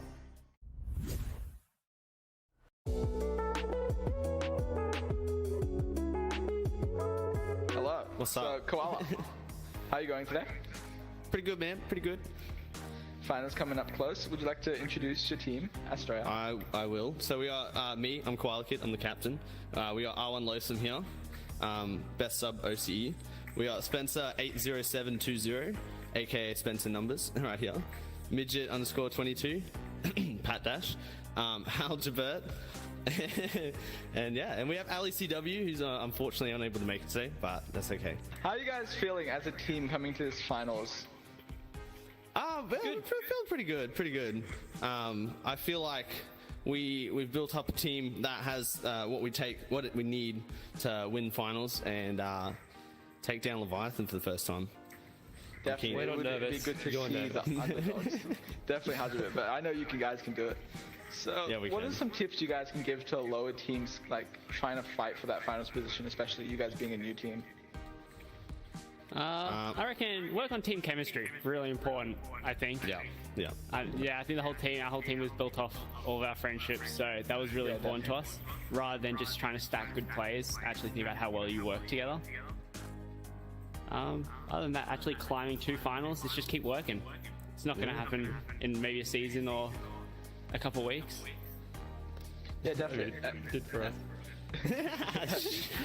And with the whole finals climate being very stressful, how's the mindset going into finals, thinking it might be like scary or anything? How do you guys feel?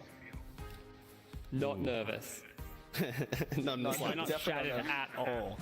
You guys Competition shaking in their boots. They are scared. And honestly, I'm excited though. It's gonna be really fun. It's gonna be very close, been waiting for it.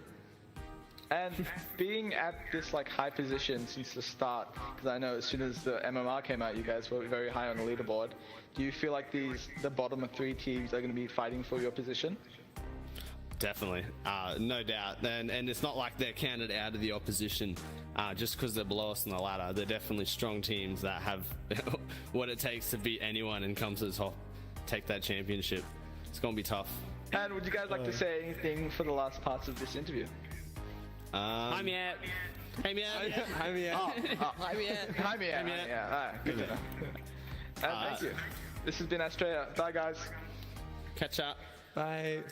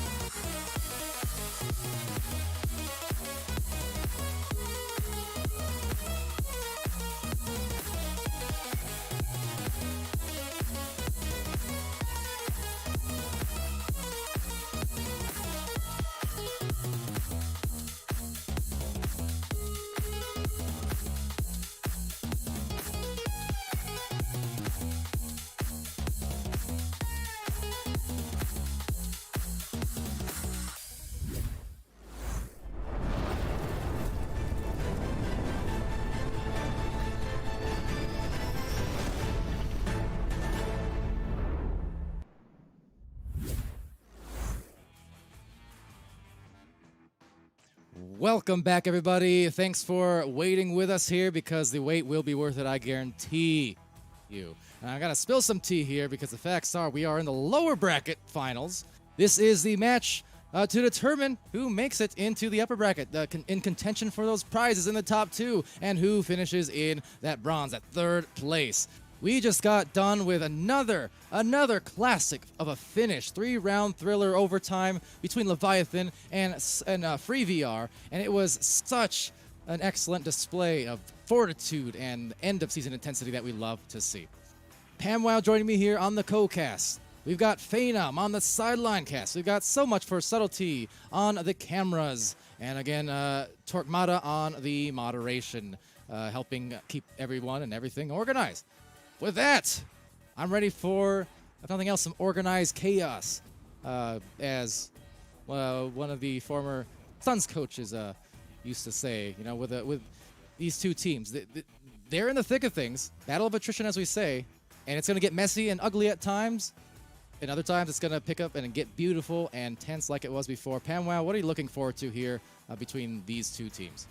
Hopefully no more heart problems, Palador, because I don't think I've recovered from that previous game just as of yet. Still racing. It's still kicking. It's still racing. But, yeah, definitely going to calm down. Hopefully they give me a bit of time here. But, yeah, Australia and Free VR, this is a losers bracket final, and this is make it or break it here. It is a best of 5. So different to the games that we've seen previously, this will be going to the 5 rounds. If need be. But with these two teams, Free VR and Australia, they have played against each other previously in this tournament as well. Free VR took it 2 rounds to 0, but those were close rounds as well. And as well as that, you know, Free VR coming back from that game with Leviathan. I mean, come on, they just brought the Oceanics top team, undefeated team, to an overtime last second point difference. I mean, if that doesn't motivate you, I don't know what will, besides winning, taking that away. So hopefully they are motivated through that and not kind of the opposite as they head into this next game. But we've got a lot heading our way with this one. Yeah, absolutely. And Fade, I'll kick it back to you for a second here because as we've established here, you know, you were excited to kind of see how OCE operates on the opposite side of the world from us here. You know, late night NA, prime time for OCE. Are you impressed with what you've seen so far? I certainly hope so because, oof, thrilling this night has been. Yeah, absolutely. It's actually, I'd say, more similar to the NA style than the kind of, you know, boost heavy EU style. So, you know, I'm definitely, you know, back in my element as far as, you know, how team play is usually handled. Yeah, well, I think for OC, it's definitely developed fast and advanced fast this meta over the seasons in a short span. But they kind of have almost a good mixture, I feel like, historically, of sort of between EU and NA, and with a unique emphasis at times on brawls, as Pamela was noting before as well. But they definitely provide a little bit of everything, and we are going into it. So here we are, best of 5 from here on out. This is lower bracket finals to determine our third place team and who advances up the bracket one more time to face Leviathan. So off we go. I'm Palador, being joined once again by Pam Wow, and Pam, take it away now. Yeah, well, I mean, a slight definition of what he might be, a combination of everything. Just call it chaos, I guess. Oceanic will be known for the chaos, NA for the passes, and EU for the stacks. As we see now, Midget taking the time with the disc, making his way up to the nest. Not really anyone guarding him there. Trying to find the pass on the backboard, but Rush, he's able to find that one. Send it out, but Koala with the rebound, sending it once again. Oh, and Ted did grab onto it, but unfortunately, either a Chicago or two close to the goals there will be put against them. And Ted, that hero from the second round there, that my memory is maybe failing me at this point. Had a game winner is the point off of that ender move, the shield move to take away a round earlier on. But they're kind of tough turn of events, but still at least showing the focus, nothing else, to get the save despite it going into the goal, powering through. So good start for them, both sides. As Ted now, there's the disc and the clear. Yep, and the regrabs are on their way from FreeVR. They're trying to interrogate that possession. However, the pass will pass all the way around them as Midget, now with the position in the mid side, looking to find that reset back over to Koala. Good passing here, avoiding Slamish as they make their way up the field now, waiting for LJ, waiting for all the members to make their way up as Koala try to scouts out all the available passes here, making their way around. Now on the shield is an opening, and that's where he's going to go for. However, there's still the read and the slap away. Wow, that floated there for a very tense half second or so, but Hal Jabert in the back line to recover for them before finding a pass, long pass across over to Midget, who now will back it out once more. So you can tell the priorities here for these teams. Definitely trying to find that calmness. Without a doubt, they were watching for Astria. They were watching that last match we just saw and recognize how frantic it got. And they know in this best of 5, they're going to have to calm it down at times for both sides if they want to make it to the end.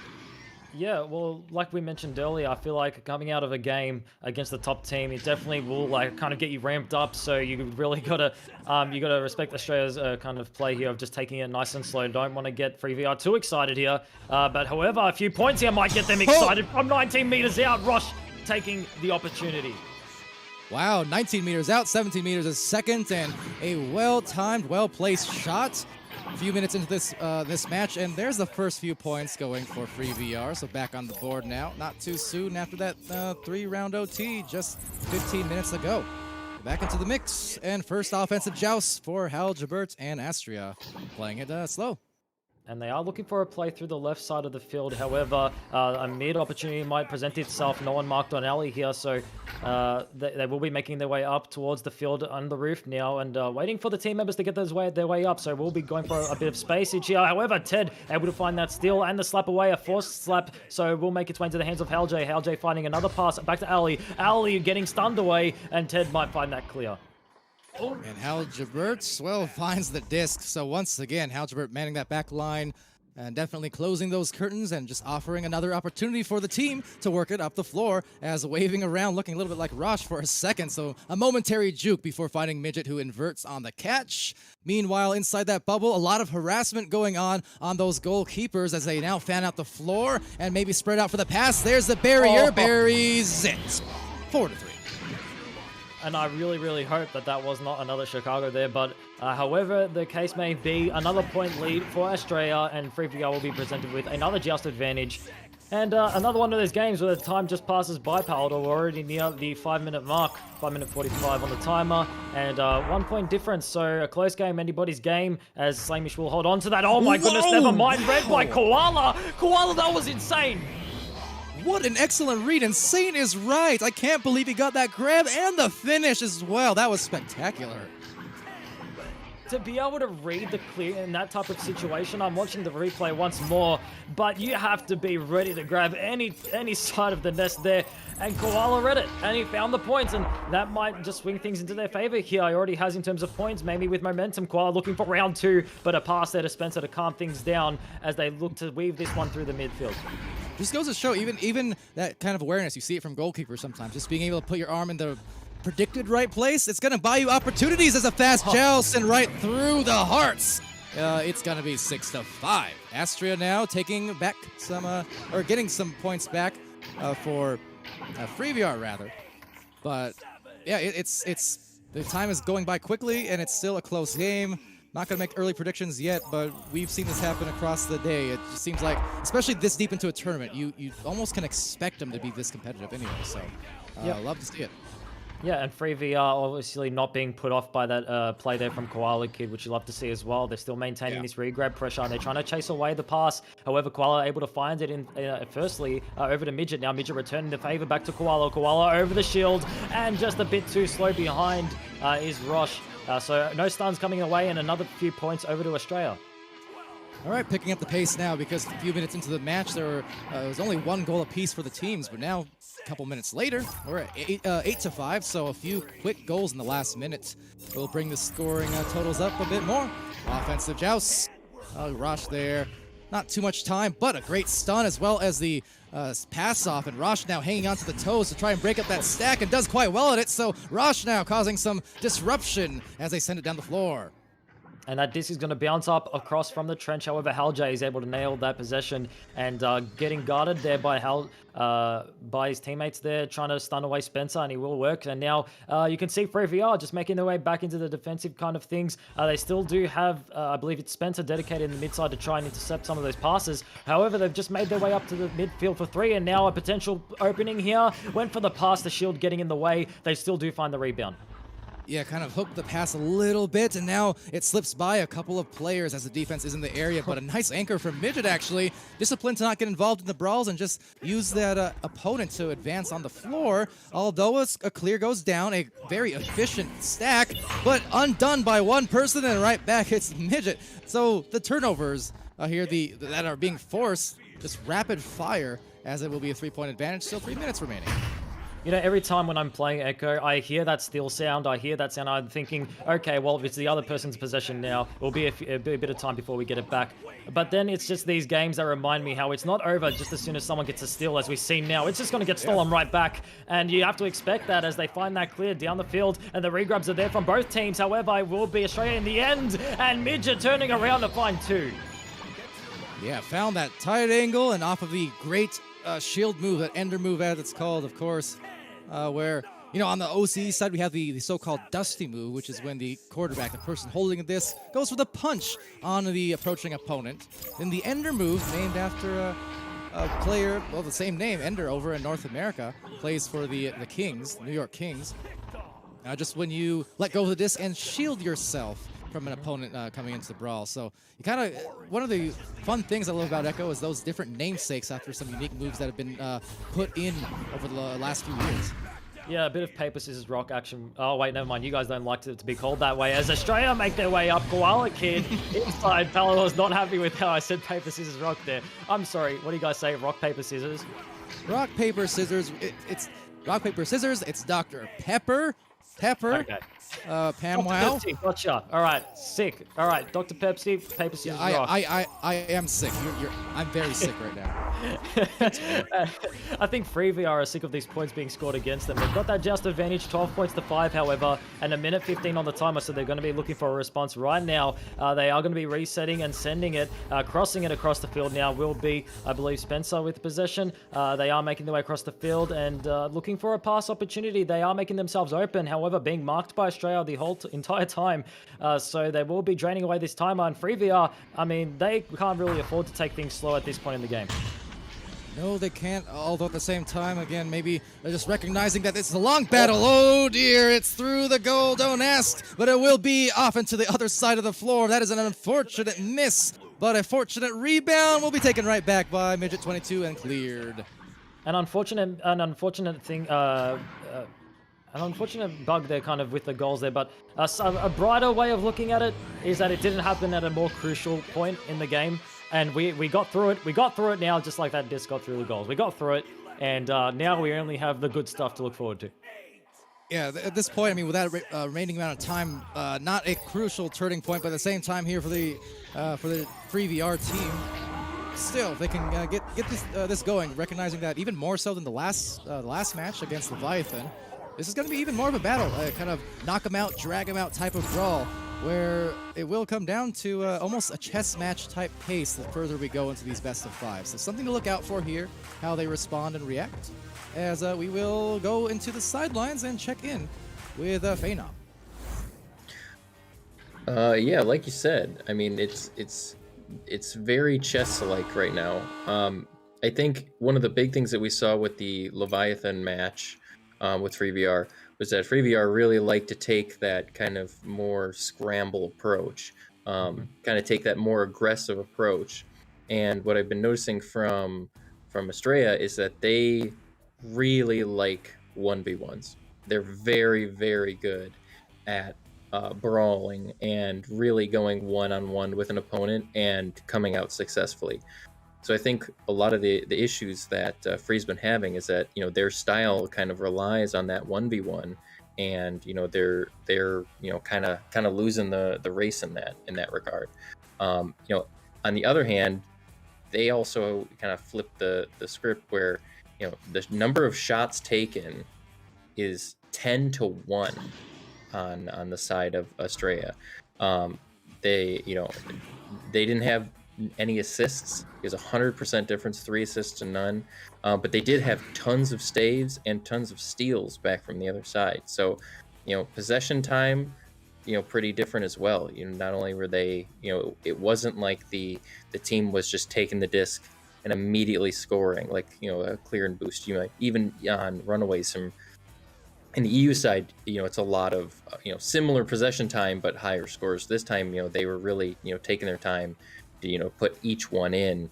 But on the opposite side, you know, they just weren't able to, you know, force that disc into that orange goal. So we'll have to see coming into, you know, the second round there, what they do, especially on their rollouts, because that front stack between, I think it was Midget 22 and Koala Kid, that was a very, very effective front stack that we saw a number of times. So they're going to have to kind of modify that defensive rollout, or they're going to get, you know, kind of trapped in that. What we see a lot in Echo is that kind of streaky nature of you know, joust advantage, getting stuck with the disc at the beginning a lot of times against that front stack that you just can't seem to get around. So I think that if they can work on getting that momentum, scoring first, and then making sure that they stay on the right side of the disc, you know, it's going to be a much closer game to come in second round. All right, thank you, Phenom there on the sideline for that analysis. And while these teams also sort out their situations here, some discussions going on while they take a between-round pause. Potential server switch, although not a guarantee. We shall see if that's the case. But, yeah, as we mentioned, Pam, I mean, also part of the battle, just dealing with, you know, everything that is thrown at you here and finding a way to power through. Because I know, regardless of what happens from here on out, right, it's always kind of a little momentum disrupting type situation for teams, you know, having to accommodate those kind of things. So hopefully it gets solved here as quick as possible, but we'll see. Yep, and also on top of what Phenom's saying, if you take a look at the stats as well, I mean, the reason why we're seeing so many saves on Free VR side of things is because Australia, what they're doing well is they're not only maintaining this pressure, they're nailing down on that midfield. Every time Free VR are kind of, they're being forced. Free VR are being forced in a lot of these situations to chuck that disc through the mid side, through the tunnels.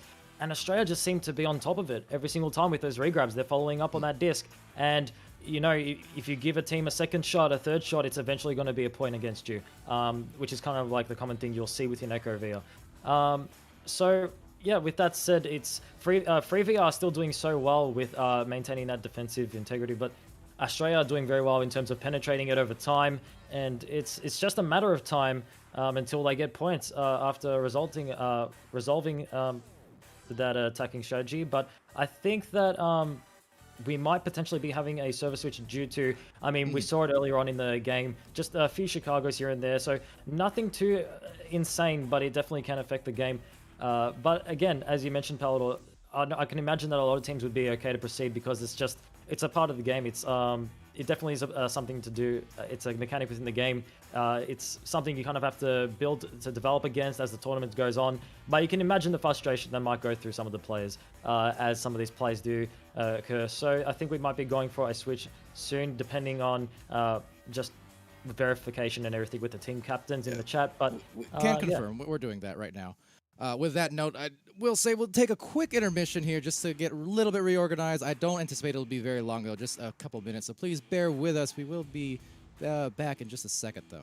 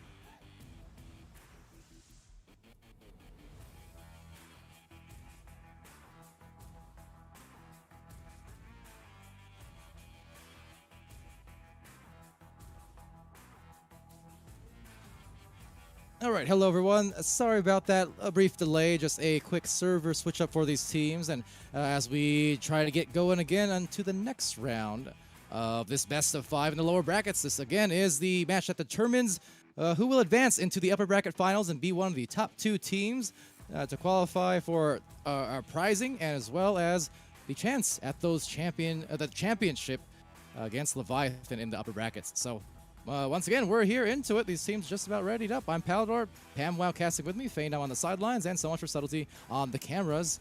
About ready to go. Yep, and as we head into the second round here, this is a best of 5, ladies and gents, because we are in the losers bracket finals. Winners of this will be heading up against Leviathan in another best of 5 for the finals. Leviathan fought off FreeVR, who are here now to play for us. They fought them off barely after an overtime score within the third round. So the next time Leviathan will be seen, it will be a best of 5, and Leviathan also have that bracket reset if need be. They obviously want to avoid it and get those sweet, sweet prizes that we've been presented with this evening for this tournament. And yeah, I'm pretty sure all the players looking forward to that, as well as the bragging rights, which is something I'll always emphasize as one of the most important prizes you could earn. Well, especially in a region that is growing fast, of course, but still, and in a place where everyone really has that personal connection. They all know each other, hang out on the Discords and play, and scrim all the time. So it's when you have that kind of closeness, the friendly rivalries, things like that, it just means all the more to get those one-ups and really be known as the kind of the faces of the entire region here. And off we go. Here it goes, round 2 underway. Yeah, and already we saw it clear there from FreeVR that just already ended up in Australia's possession. It's something that I was mentioning earlier. It really feels like FreeVR struggling at times to break that disc through the mid side. However, the regrabs are there now. They're trying to follow up. They might get the first 2 points of this round. A steal there from Ellie to save it, and they will find the clear. However, will it be enough? A possession there from FreeVR getting stunned away, and this might be a clear from Koala.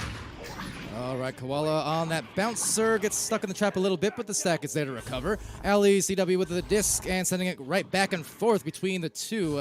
Ali and Midget, same kind of pass, and now the finish. Midget 22 able to work the way right in for the first pair. Yep, and definitely not the start FreeVR looking for here. Australia taking away that first round, and although taking this second one won't spark the end of the game, it definitely won't help out 2 rounds going to Australia, something you don't want to see if you're a FreeVR fan. FreeVR fans hopefully looking forward for some points now, as they do have that just advantage and making their way towards the left tunnel. Yeah, definitely. Well, I'm a fan of all these teams at this point because they put on such a show. It's kind of a sad thing to have to see either of them go home with a loss here today. But that said, that's why these stakes are so high and why the stress is so high. As the pass gets right into the midst of Rush, able to turn it over, now searching still yet for the first pair of points, and that's going to be a bouncer of a clear that might set up some goal opportunities, although Ali does recover, swings around, and clears it out. Yeah, and I mean, shout out to all the teams that have unfortunately dropped out of this tournament because they did put up a fight. Hold on a second, an open shot. Will they go for the 3? They're going to take it safe, Palador. They're going to find the 2 points and take that 4-point lead. But yeah, shout out to the teams that have dropped out of the tournament. So FreeVR, Last and 2 Rounds, and Villain. Definitely great games. If you haven't seen them already, they will be posted. You can go and check them out. But great games to see, and still great games to come. And just advantage for FreeVR.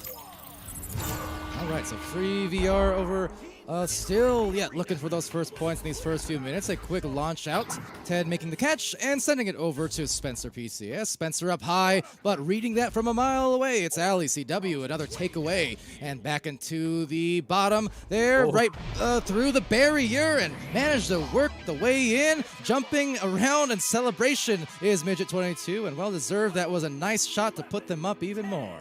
Palador, all those stacks from the orange side just being stunned away. FreeVR just disrupted in the back line. No one's going to be able to follow up on that one.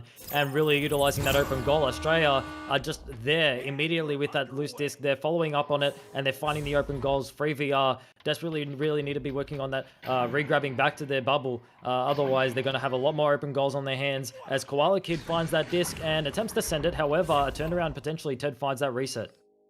All right, to Slaymish in the mid line and able to stabilize. So we've seen that play a big part in that match we just saw with Leviathan, right? Where these resets, they become so important, and the deeper you go into these rounds. We are in the depths of round 2 at the moment, and it is kind of on FreeVR here to be able to be aggressive and push their points. Otherwise, I'm quite sure Astria is going to continue doing what they're doing and just playing their clock and point advantage. Oh, and Spencer grabbing onto Ali. They're trying to find the stun. However, Ali remained intact and able to provide a clear towards the bubble there. However, the regrab isn't directly on it from Australia. FreeVR panic clear. And just again, we've seen it once. We've seen it twice. Here we go. A clear from FreeVR just back into the hands of Australia. And here is the reset coming in. Astria with Another opportunity at a push, maybe trying to win some brawls in the front lane. You see Ali kind of near that bubble as well as Koala, but a turnover, unfortunately, so a deep throw into the opposite end, very near that goal. That's going to bounce, and could it bounce in? A glancing blow as it glances by, but glancing at an open one, and a dunk. Ted, a pleasantly open goal, kind of a rare thing in the pace of this match so far, so they'll take it. Yeah, earlier on we saw Australia finding the stuns on Free VR, giving them the open goal. Now we just saw the reverse. Free VR taking control, finding the stuns on Australia stacks, and allowing that open goal, and allowing the player to take their time and sail it in for 2. So a 5-point difference as we enter the 5-minute mark of the second round. So Midget now in this second round, finding that back pass to Halgebert. We're over to Koala Kid. Meanwhile, Midget taking a soft tap boost off one of the opponents to maybe get them in position. They do have numbers. They should push this. They've got it, a 3-on-2, and into the goal it goes. Indirect assist, have to shout out Halgebert in the midfield. Disable that stack to enable that 3v2 to happen in the goal. So kind of not only the direct assist to Koala Kid, but also the indirect one on the stack stuns. They really are being mindful of these stack stuns, Palo. They're making sure they aren't going to have any backup on their way to help the team out, and they're making sure that these goals are nice and clean. So Spencer now with possession, going to be finding that reset. Oh, and perhaps a miscommunication. The disc going to sail past for a second. However, they might find that rebound. It will not work for them. Oh my goodness, this could turn for the worst, Palador. Koala Kid with the possession, sending it over, avoiding Midget, unfortunately. And Spencer trying to chase that one away. They are able to regather themselves here, Free VR. And throwing it down the floor into the trap, a couple of players for the recovery. Free VR, though, able to secure it after a little bit of jostling. Down the floor, that's going to take a bounce off the corner wall. 2 players for either team getting towards that bubble. Meanwhile, near the bow tie, some potential fights unfolding, although Ted has a little bit of space to work with as Midget pressures and tries to go for some tap boosts yet again, staying mobile. Slamish, though, on this approach, and a bouncer right over to Ted. They've got the shoulder, they've got maybe some numbers, the diver, and a supplier points. Ted doing it again, 9-4, but putting in those points, much needed at this juncture. I can never predict when these players are going to shoot sometimes, because every day of the week you're marked by a player on the shoulder, you got the goalie in there. I feel like you're always going to go for a pass in situations like that, but Ted just finds it in the top pocket somehow and just sails it through for 2. So Free VR looking to get themselves back into this one. And Halgebert holding this out there as if to just bait the defenders to come out, and they know they have that luxury with a multi-goal advantage and the clock beginning to tick. So they really don't have to press here, and this is certainly one of those playoff, if you will, playoff type strategies, right? You see in real sports, real life sports, traditional sports, I should say. Echo applies the same way. It's just as physical, it's just as mental, and all of these metas just as instrumental to victories. So I like to see this. This is kind of this is poised and disciplined play we're witnessing from Astro.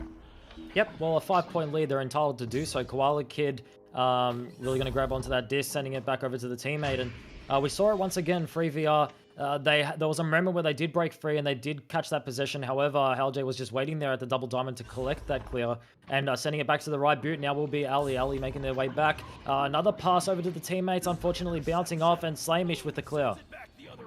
And trying to press this advantage now, but nope, the recovery. Ooh, but maybe rush tap. Might have thought the teammate was actually an opponent, so this is going to eventually result in a TO, the turnover. So down the floor that goes, right into the bubble. First boosted player, it's Slamish, and with a quick pass, well communicated, but cut off. Koala Kid, that is an important stun to dislodge, and at least give an opportunity for the defense to return into the goal, as it will be another pass just missed. A great stun indeed, and they're not letting go of these stuns here and actually disrupting Spencer PCS and allowing them to grab that disc and send it. However, it's still there from Ted, sending it back. Now a 1-on-2 situation. He might be taking his time, waiting for the teammates. Here comes the Joker train, but the joke's on you, and Midget will grab that disc and send it. However, it's still not over. Was waiting for that indeed. We've seen a couple of these trains, and sometimes they pay off, sometimes they derail. But now seeing if they can mail in. But no! Halgebert never going to mail in on the defensive end. The iron wall, and that is out of there, eventually off a great save. Great save there from Halj, and look at that Free VR. They grabbed that possession, and they do have a bit of pressure on them, so they're forced to try and make that clear, and it's just immediately punished against them as Midget sends it from above for 2. Chef's kiss on that one. That was beautiful. Such a soft touch in the pass, and they could afford it to be so.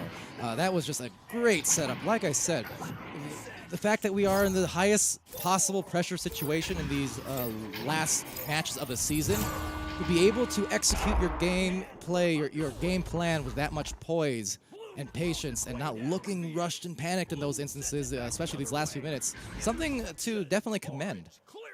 Yeah, and something also to commend is the energy required that is displayed by a lot of these teams as we get into this tournament, because a big factor of tournaments and gameplay, wait a minute, we might have a potential let us stop. No, they might be following up on it. However, here comes, I believe it's Koala. Koala sending it in, oh, just barely off. The teammate was there to recover it.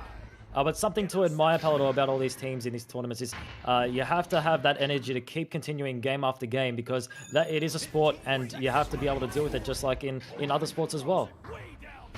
Yeah, absolutely. I mean, always one of those things, you know, from the peanut gallery of us casters sometimes. I always I like to preface as a spinning shot. What a save. Wow, yeah. Nice denial just to end things off. Midget is hyped about that, and why not? Halgebert as well.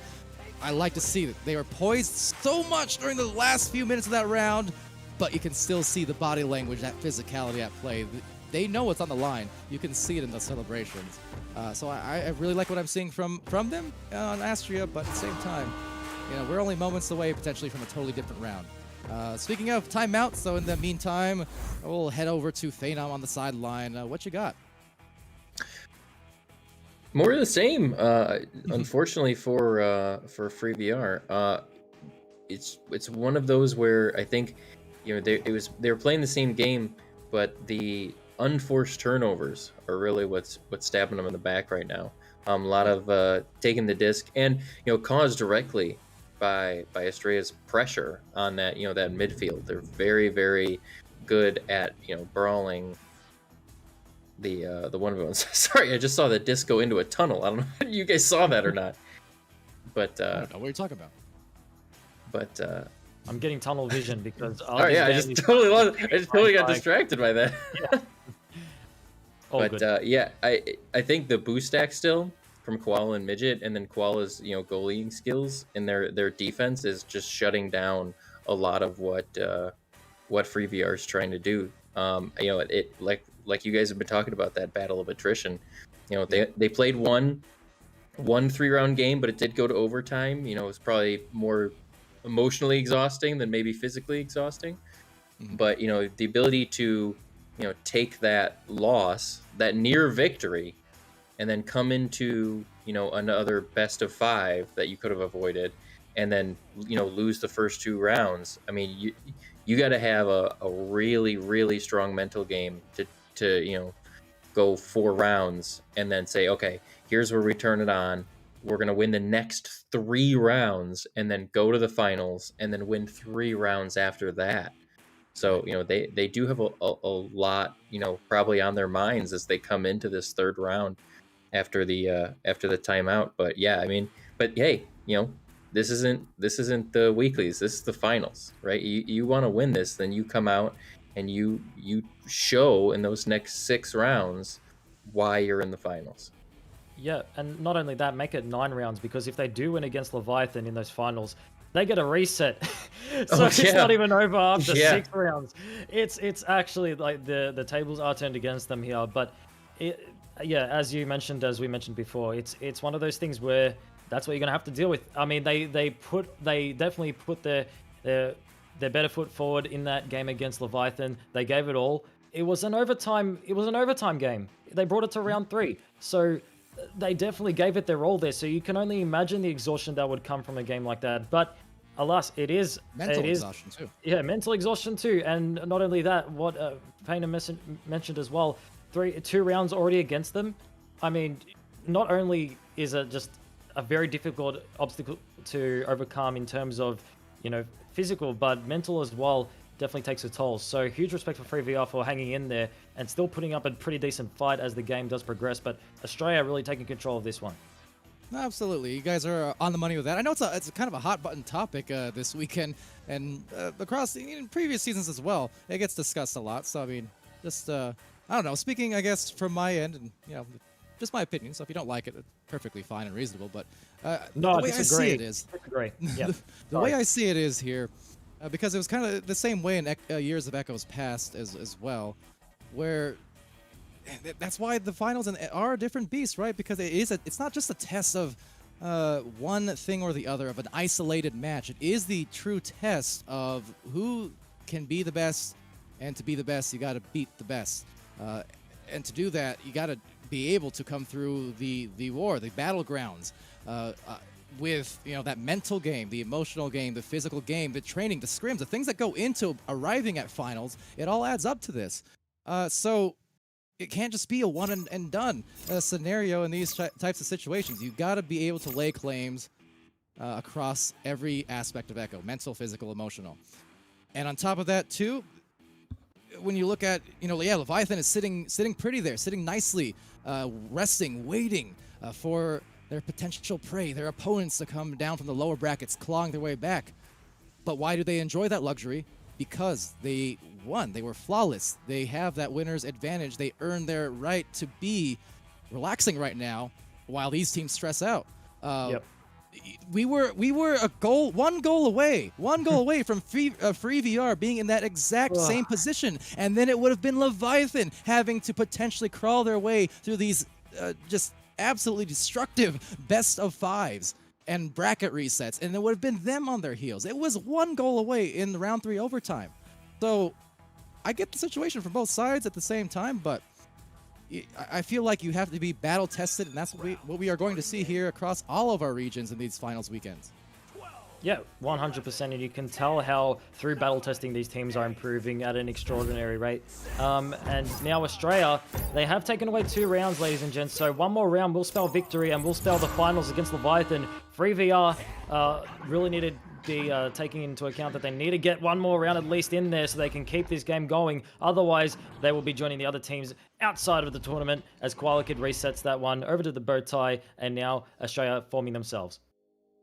Forming up and now locking in for the rest of this war, at least for these 10 minutes. So they're just one round away, one play away. That needs to be the focal point here for Free VR. We've seen their potential. They've barely lost in the regular season, and they performed spectacularly here across these last 2 days. This is where it all shines through, though, as the first 2 from Midget putting in the goal. And again, the hype, physical hype we're seeing after every single great play. I love it. Yeah, well, you said we've seen it before. We definitely have. Even the previous game with Free VR Leviathan, we've seen how these players can play at their full potential, and they're doing so well as of yet. They really need to just kick it up a notch here. They need to find that hype, find that momentum, as Australia now good passing as they avoid the stack from Australia, and they try to force that disc through the mid side. Good passing here from Free VR, though. Yeah, absolutely. A tap pass, so that would have been nice. But still might be just yet, but getting baited into the stun potentially there. Halgebert able to at least dislodge for a while. This does cause a turnover. Koala Kid maneuvering through, sending that deep down, knowing the stack is prepped, and they will get it to go in, just forcing it through the wickets of Slamish. That is 2 points, 4 on the whole, and a good start for Astria in this 3rd round. Yeah, definitely wouldn't be happy about that one. Slamish, Australia now taking a 4-point lead. Free VR, a just advantage position of plays, if you will. They really need to be making something different here, changing up anything that they can to get themselves a lead on Australia as they put that disc towards the left side of the field, being met with some pressure from Australia. They're going to reset it back to Slamish. Slamish now on the right tunnel will be Ted. Ted sees the regrabs on the left side, going to go for the cross above the trench. That bounce making it a bit difficult, and now Ali's trying to put some pressure, but the regrabs are there first from Midget. Midget now with the clear, and the follow-up will be there immediately with those regrabs. However, Free VR there first in the goals, a one-on-one, a one-on-two. The cut in, the save from Slamish. He got stunned. Oh, and the clear isn't there yet. They find the rebound pallet on Midget now once more. Slamish on a mission, absolutely. That is a big grab, but the unfortunate part is the disc goes right back to the offense for Orange. So Astria on the approach, and a soft one, and it is in the power play. Midget again, able to power it through. Even Midget just expressing the joy after that play, pumping his hands in the air. You've earned it, mate. That was a great play. 6 points to 0, 7 minutes 18 on the timer. Another just advantage here for Free VR.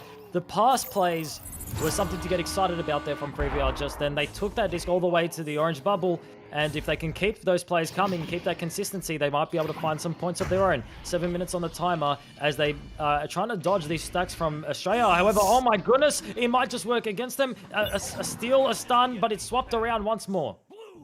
That it is, and flying down the floor, this is their chance to maybe make a first score if they're fast enough with it. The stacks are a little bit delayed for the defense. They don't have a lot of time, but maybe some time, but no, the time is done. And it will be Halgebert the recovery after the stun there from Ali, I believe. Still an opportunity for Slamish, though, at the bow tie. Yeah, Ted and Rosh were desperately looking for that cut in there. However, the stacks from Australia were there first, and a send for a cut there would have been intercepted. So great awareness there to not send it immediately. However, Haljay now with the disc, avoiding Slamish, waiting for the teammates to crawl their way up and finding that reset over to Koala. Koala sending it now down over by Ghost. Oh, and the save from Rosh. Rosh read it and sent it through the mid. Stellar save. We've seen it from Slamish, we've seen it from Rosh, but can they translate it to the coveted points that they have not been able to find quite yet? The scavenger hunt continues. The hunt for Halgebert continues. That said, it's Ted with a deep, deep pass into the bubble. The numbers may just be there. They've got the cutters, they've got the pass. The finish is not there because finishing it with a save. Spectacular recovery now, and Ali down the floor. And a very important save at that. Great read there from Ali, and the regrab follow-up. Some points here would be very, very mean against Free VR, and very, very good for Australia. An 8-point lead now. This is some incredible gameplay now to start things off for Astra. They've done just about everything that they've needed to do here in this round. And for Free VR, this will be their 6th round that they've played here today so far, dating back to that Leviathan match. And so, indeed, maybe endurance a factor.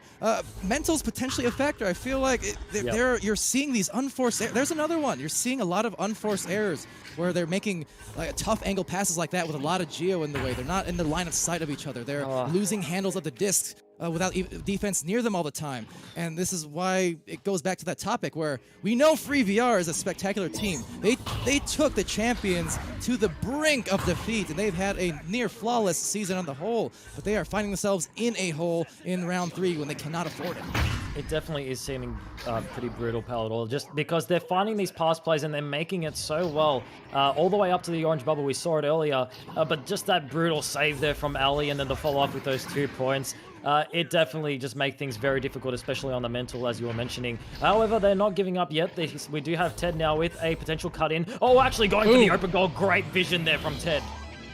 What you gotta do? And Ted, who came through when they've needed him the most in the matches here, that could be the injection of life they need. Because with that, despite the fact that you would think if you covered up the scores and you weren't paying attention to the scoreboard, you'd think that maybe Astria would be up at double digits right now. They're not. Yeah. It's only 5 points of a difference. That is perfectly comebackable with 4 minutes.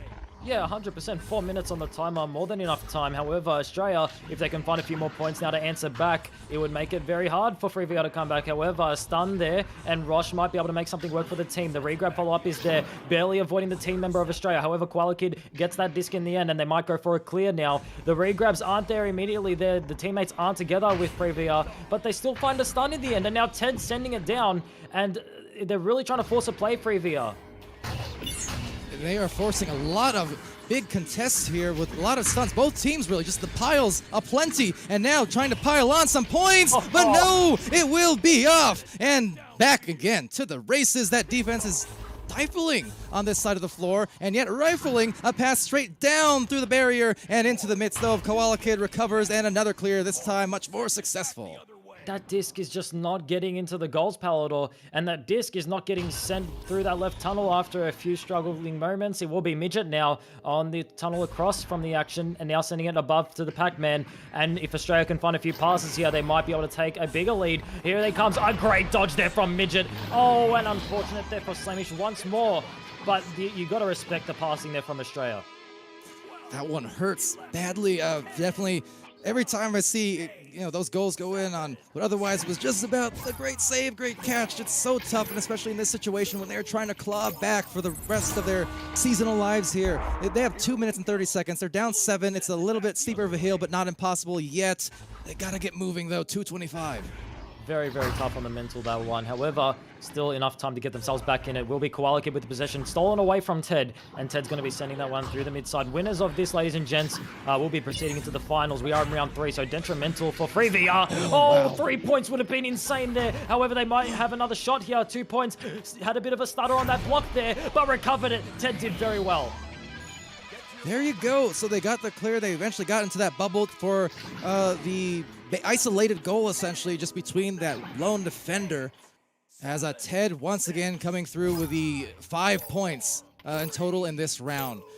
Important goal. The time is still ticking away, but I will continue to say it until we reach that mathematical juncture. This is still within reach. Just need to focus down, and basically it's gut check time here, Pam. Yeah, look at Australia, not setting themselves up in the offensive region, all spacing themselves up in their own region, ready to make those passes and drain up as much time as they can because they know that they're in the position to do so. However, now a breakthrough and a cut-in. Ali is there. They're going to be going for the stun on the goalkeeper. Oh, and a bit of a miscommunication, unfortunately, there. Missing the teammate, however, they do find the rebound, and a few more points will spark defeat for Free VR as they struggle in their bubble. It will be Australia in the end. Midget now looking for round 2 and resetting it. At this point, too, any kind of stalls on the clock, whether intentional or otherwise, that's going to benefit them greatly. Here it goes. There's the reset. They don't need the goals unless it's a high percentage one. Good enough, great enough. 12-5. Midget finding it, and Midget has absolutely lit it up to the tune of 15 points here. Not even factoring in before the server switch. This is only in the last 2 rounds. Midget definitely a major factor.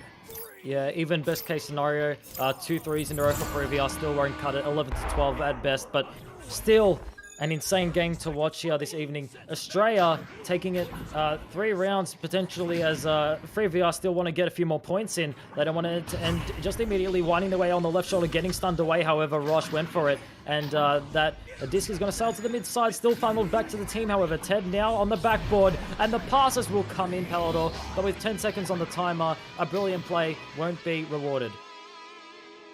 Yeah, looks like that is indeed the case. It's gonna be in this race for the finals, the championship. Congratulations! The first best of 5 in the lower brackets has now been won by Astria. They reached deep, and they showed some tremendous poise and fortitude there to do what they needed to do. Execution was just so well done, looking like complete multi-year veterans there for a lot of that. And with that, congratulations once again.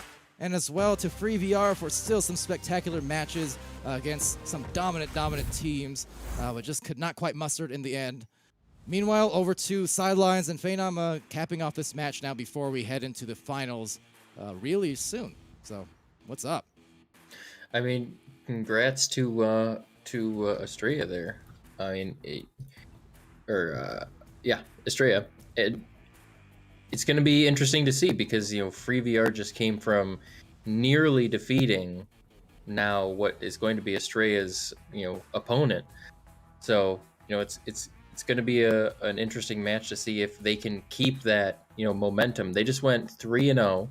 I'm sure spirits are very high, and they know their next mountain that they need to climb. So, coming into this next match, it's really going to be about, making sure that the team has that mentality going into another best of 5.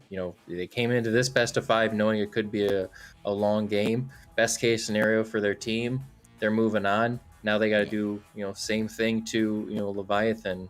So we'll see. I mean, like you were talking about before with the battle of attrition, Leviathan's been waiting. So maybe they're a little less tired, but maybe they're also just as cold as they are tired or not tired. So exactly. That was a question I kind of asked in the NA show earlier on today, because it does kind of I hear both sides as well when I was playing, and now even as a caster too. It's on one hand, rest is nice. On the other hand, being warmed up is nice. It just it depends on how it goes sometimes, right? So it's a fair point to bring up. And to put things into perspective only one step more, Free VR took on Australia earlier on in this tournament, and they won 2 rounds to 0. But those rounds were close, and it's almost as though you'll see that match, and it kind of puts you in that perspective of, they did it once, they can do it again. But it's a tournament, and tournaments, everything changes. Australia flipped the tables, and they took it 3 rounds to 0. But were those rounds desperately, were they extremely apart from each other in those rounds? No, certainly not. They were close rounds. The games were close. The action was close. So, props to Free VR. Props to all the teams that have definitely had those close rounds. But unfortunately, they will be sent out of the tournament. Australia taking away the dub in the losers bracket final, and will be making their way up to the winners bracket finals now. The grand finals against Leviathan. And Leviathan, of course, have that bracket reset opportunity if they do lose. So Australia have a lot on their way to deal with. But yeah, what a game we've been presented with, and still got a few more potentially to witness. Absolutely. And with that, it's been quite the time across our 3 regions. We still got some time to spare. And on the subject of time, we'll give a short opportunity here for teams to kind of refocus, regather as we reorganize just as well. So we'll have a short intermission, short-ish. We'll put some time on the clock, maybe 10 or so, 10 to 15. Got an awesome video on the other side of things to play for you as well as we kind of get to the end of our season. It's always the most bittersweet thing, I think, for all of us here, and personally as well as a caster. You love to be here, but it's like you also hate to see it go once it's done, right? It's a mix, but we're in it. We're in it till the end, and we're going to finish off strong. These teams, no doubt, going to do the same.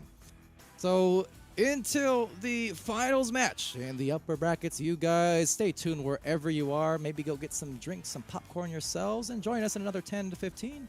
We're going to be back with your championship matches coming up next.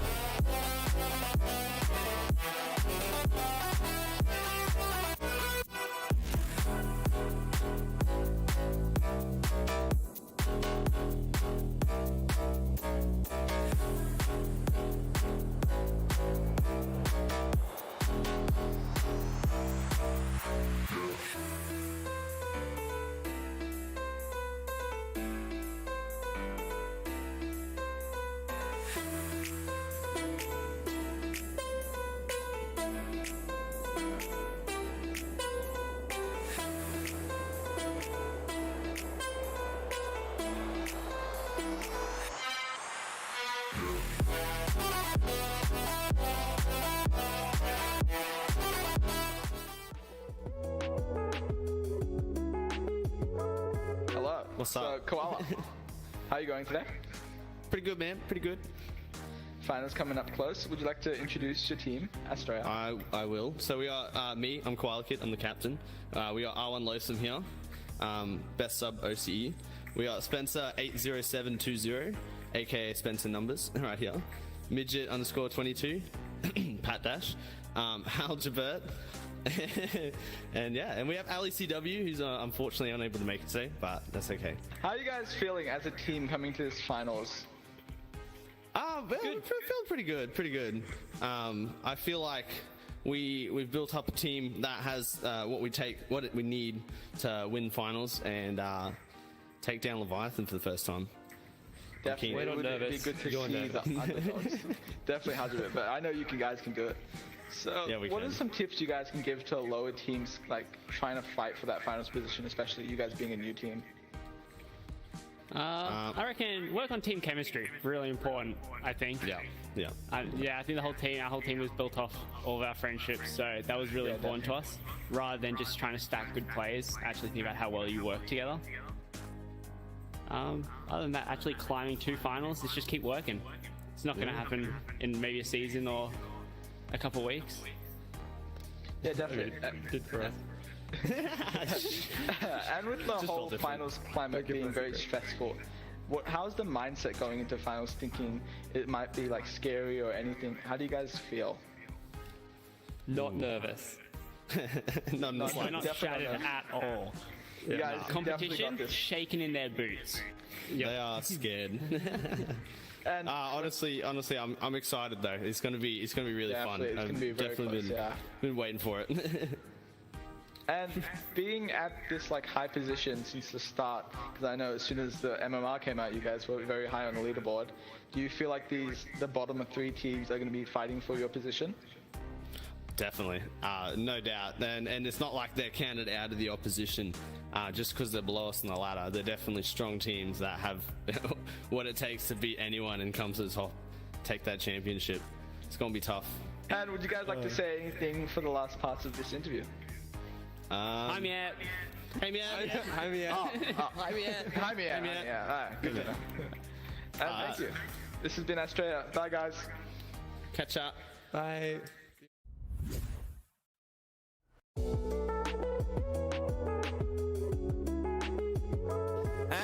And hello everyone, welcome to another one of these finals interviews. I'm here right now, Reset Worm, with the team of Leviathan. Beautifully executed. I somehow ended up over there when I was meant to be. Oh my god. Guys, finals coming up right now. You know, another one for you guys. And how are you feeling about it? I think our team's pretty good. We're pretty confident. It's going to be a good couple of matches, eh? Yeah. Good couple of matches. I mean, yeah. Who's your biggest fear in this? Like, what are you feeling coming into this? Oh, I'd say top three. You got Free and Astria. I think they're both our main competitors this season. Yeah, sure. Yeah, we'll be watching out for them. Villains are like sneaky. They're climbing up. They're sneakily just climbing up that ladder. You guys were saying earlier, chatting about the different teams now being like in competition. Well, so what are you saying about that? Like, okay, so in season 2, it was only like 7 teams in all of OCE, and for finals, the big rivalry was normally just like Leviathan versus was it Horseman back then, or was it? Yeah, it was. Don't Horseman. forget about Rich and Clear, of course. Yeah, they don't matter. Breach and Clear did give us like that extra run because you're tithing them out. Yeah, right? we practically won it for Leviathan. But basically, it was just a rivalry between those two teams. And in season 3, it kind of swapped a little bit, but it was still a 1v1 with Outlaws and Leviathan. So now, in this season, we have a bunch of other new teams, or like newly formed teams, and we have Free VR, Astria, Villains, and it's more like a Mexican standoff, Mexican standoff. We're in the circle and you're like. Yep.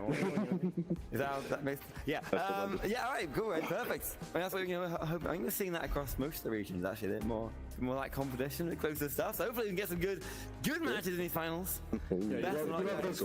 Kill it. Yes, yeah, absolutely. We're on for finals, we're on. Honestly, best of luck. You're gonna kill it. I believe in you. And good luck out there. Thank you. Excellent. Thank you very much. Thank you.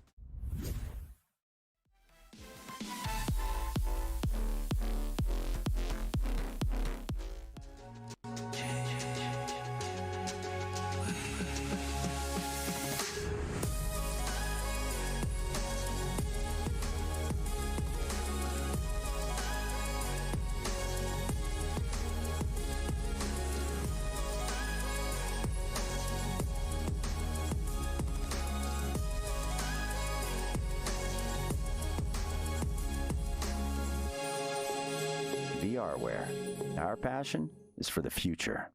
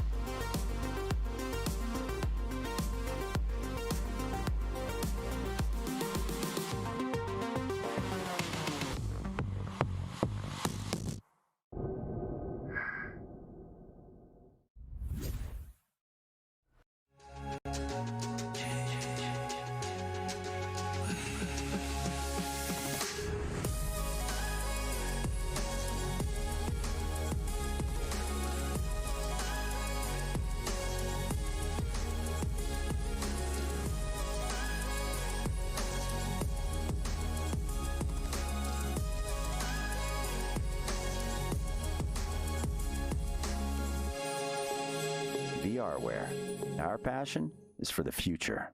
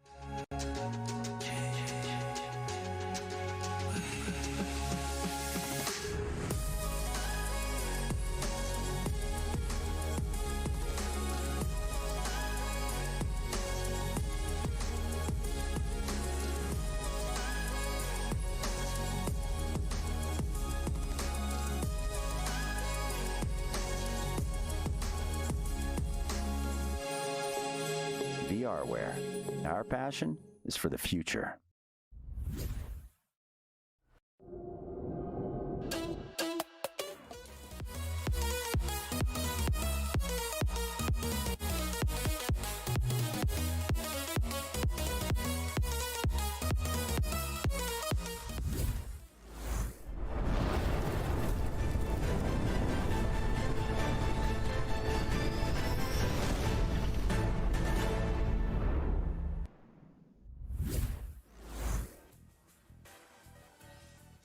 All right, everybody, welcome back to VR Master League. Thank you for joining us. We are back. This is your championship rounds about to start in the very near future. The time is not quite now. The time is very soon. From the caster's desk here and from the organizational side of things, one of the things I always promote here about Echo is the fact that we've got something special in this community, in this game. You know, it's I think meant a lot to a lot of us in our lives here, especially through the last couple of years.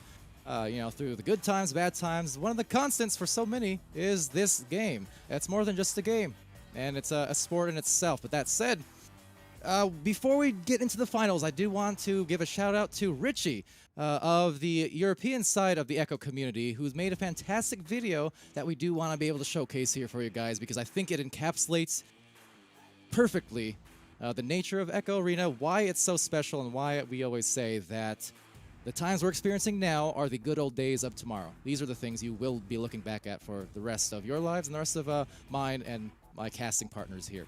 So with that, we're going to kick it over to Richie's video. Do enjoy, and just let all this sink in before we get underway with our final matches.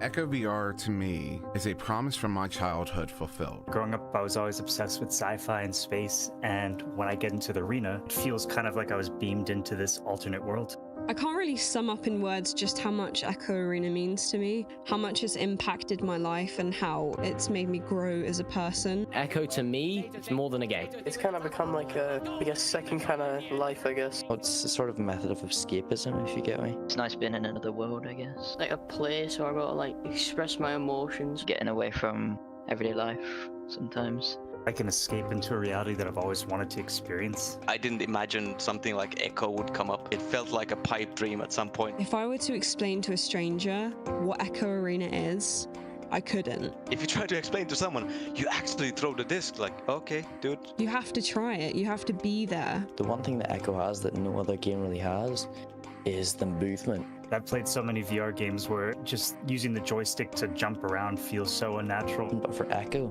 the fact that it's 0G and you can like use your hands to bounce off things, and the fact that when you grab objects, it collides with the nearest surface, it really makes the game feel more immersive. No other game so far has made me feel that I'm transferring to another body. It's a disassociation with real life. It's so immersive that I'm able to completely forget that I'm not actually there in that environment. What I love most about Echo is just the fact that it's not even really a game. Like, it doesn't feel like a game. It feels like you're going outside. It doesn't feel like you're staying in the room you're in. Yeah, forget that I'm just standing in the living room. Whacking my walls, I've broken a controller already. I just forget about everything else. Echo Arena is way more than just a regular computer game. It transcends what the most people would call a game. When you're playing Echo, you're not playing a video game, you're playing a sport. So anyone could play Echo because the controls are super intuitive and the gameplay is very easy and simple. You get in, boost out, throw the disc to your teammate, and hopefully score some 3-pointer or 2-pointer. But the more you play, the more you learn just how tiny things can affect the game. Every time I think that I now have some solid grasp of how all of the mechanics work, I meet someone who offers an entirely new perspective. Just the controls are simple, but there's so much you can do with it. I could keep on making these small changes, even when you have not the disc in your hand.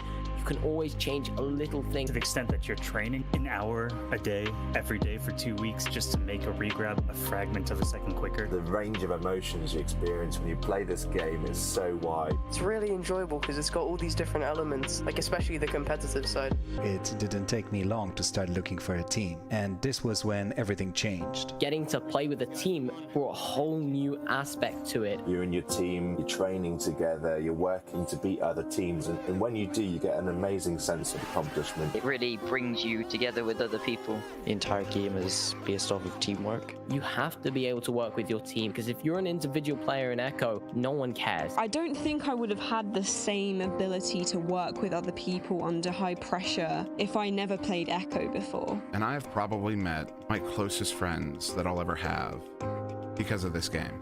Other games bring people together, yeah. There's just something about Echo that does it in a different way. I think I've made a couple of really close friendships that's gonna last far outside the arena. Honestly, like, my best friends in life are people I've met in Echo. There's a person that I met in Echo that I will be marrying this coming fall. I think if the community keeps growing, then I could definitely see Echo getting some of the professional esports attention that it really deserves. It's just insane how much it grew. I honestly believe that Echo can become like a really big esports.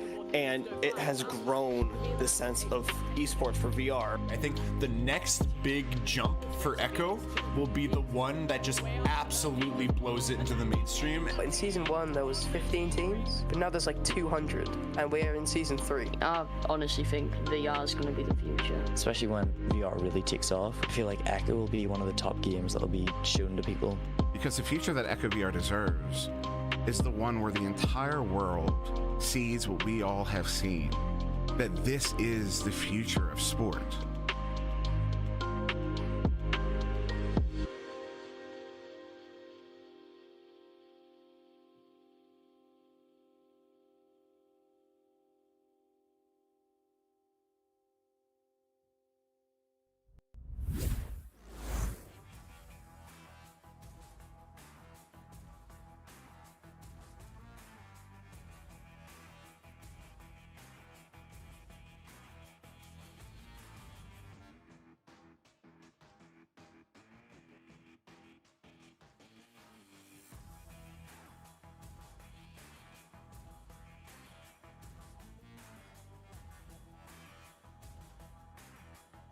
A certainly intense match about to start. A somber way to start. So much so, got me choked up and I couldn't even talk, is the thing. But that said, I have found my voice. So rejoice, everybody at home, because we've got the finals about to begin. So once more, shout out to Richie from the European community of Echo, but of course, we're all part of the same bigger picture here, and I just believe that's the best possible way to describe why this means so much to all of us and to these players who, as we point out Pam all the time, the OCE community, our newest kind of rising community growing here over the past couple of years especially, but so tight-knit, and the personalities, the personal relationships, things like that. I mean, you know, we're about to get started in the match, but all this stuff that's happening, it goes beyond just the scope of what happens in the arena. So with that, yeah, good stuff. Great stuff, in fact. Yeah, brilliant stuff. I left a comment on that video, actually. I said that the community that this game has brought together, it's really amazing. Awesome videos like the one that we just saw. It reminds me about this rarity of a gem that we've all managed to stumble upon. The best thing about 0G is how nothing's keeping us down, and I feel like that's something that this video kind of emphasized. So yeah, great video, really capturing the essence of Echo, and hopefully we can head into it. Where else? How often do you get something like what we're doing here, and even in VRML, for those who don't know, who are tuning in from venues or on Twitch, maybe more casual viewers, or maybe you haven't seen Echo much at all before. I mean, VRML is community ran. We're volunteers here throughout these seasons. It's ran on passion. It's ran for love of the game. All our casters, our organizers, our moderators, our creators, everyone is from this community first before they were from VRML. From top to bottom, we started here in VR Esports and in Echo Arena specifically. So it's run on passion, and that's why we want to give the shout-outs every once in a while. You know, things get hot and heated and intense, but you got to remember the good times, because as I said, these are the good old days. You just don't know it yet, but maybe now you got an inkling. Phenom, any thoughts here? The teams are about to ready up. We're going to start a championship soon. I mean, I'm just as ready as everyone else for these finals. I mean, Leviathan, fantastic team. Oceania is, just came from a 3-0 round battle with Free VR, so, I'm sure their blood's pumping. They're ready to go. Leviathan's probably been watching and waiting, and had some time to prepare. These teams probably played each other a number of times. And so, they're ready. I mean, it's just going to come down to, has your training paid off? Have you trained enough? Are you, mentally ready? Are you, capable of going out there and playing with that team that you've been, working on perfecting? Absolutely. The team play, it's a beautiful thing to witness. These teams, based on what we've seen across the season, based on what we've seen tonight, we know that chemistry is going to shine bright. Now, it'll be a battle still yet. It'll be a chess match at times, and it may get chaotic, depending just how far this goes. But at the end of the day, some names will be made, some highlights will be had, and some memories that will last quite a while are going to be established here. So I'm just, I'm amped. It is, for you and I anyways, the early AM hours now, about 1 a.m. my time. Prime time for our friendly folk over in OCE watching natively, and as well as anyone else around the world across the Echo Arena community and VRML. Doesn't matter the time of day. They are here to play. We're here to cast, and I can't wait. I'm excited. I'm waiting for them to hit that button so we can get started on this rocket ship to the rest of the finals and the ending of the season here. Yeah, waiting for us to get started on this grand final, ending to the story, ending to the season. Leviathan, the undefeated, undisputed champions of the Oceanic region, heading up against Australia. Australia have definitely brought the heat in the previous game against Free, and now looking to continue that rampage onto Leviathan, who did send Free down to that game. So now, as we head into this game, Leviathan, although they aren't going to be looking forward to it, if they do unfortunately do receive a loss, they have that bracket reset. That is the pleasure of winning that last point in that overtime that we saw there, which I'm still having heart problems from. Definitely take a look back at it, ladies and gents, if you haven't, but both teams readying up. Oh boy. So getting going here. I can already feel the goosebumps forming on my end. This is going to be something else. These finals have been exciting already, season to season. That's what they provide. Leviathan is in it trying to defend their right to continue to call themselves the champions of Oceania. Meanwhile, the challengers coming in and attempting a goal to defend at least. It's Real Zeros, the disc up high and sending it over to Panda. Panda over to Soggy. And the first goal of your championship match is made right at the bottom pocket. Ladies and gents, best of 5 opening points from Leviathan, and they are feeling pumped. You can tell from the form, you can tell from how they're rushing to those goals, setting themselves up, recovering, by the way, from a missed shot at first, and being able to set themselves up for the opening 2 points. Now, Australia need to respond. All right, and respond they shall as hell. Sends it over to that side wall. That's going to go to the tunnel where a turnover has formed. Panda with a disc and looking to punish here off this quick turnover, perhaps as Soggy gets a grip on the disc and opts to back it out to Real Zeros. Defense somewhat nearby, recovering into the bubble and just looking for the options and opting for the reset. Australia, you have to shut them down now. Leviathan, they are going to be going on their verge around about soon, I can tell. You can tell from the gameplay that's going on now. They are feeling excited. You can't let them walk their way up to the bubble. We have Punda now on the right, sending it up. Oh, great intercept there from, I believe that was Midget, sending it down. However, Leviathan still on their way back for that rebound. Yeah, right back at it again and into the mid lane. Some more brawls forming here as will be picked off at the top. Potentially, eventually, by Koala, but the rest of the players arriving to dislodge with some brawls, although coming out of the smoke with some possession time, and it will be walk into the goal, but the numbers weren't there, completely closing the elevator doors. What a grab! Midget 22 still just as hot as they were in the games prior. To be able to read the goalie clear in that situation is so difficult. Silveridge found a brilliant save, but Midget, just with the reactions to fold on top of him and find that disc, and then follow up with those 2 points, answering back, good shutdown, and now Leviathan have that just advantage. All right, so back at them against Silveridge here with the disc and pushing it up the floor. Having some trouble, though, as it's taken over now by Koala Kid. Koala Kid passing it over quickly, and quickly it is! Midget 22 gets the 3. That is 2 in a row, and 5-2. What a start.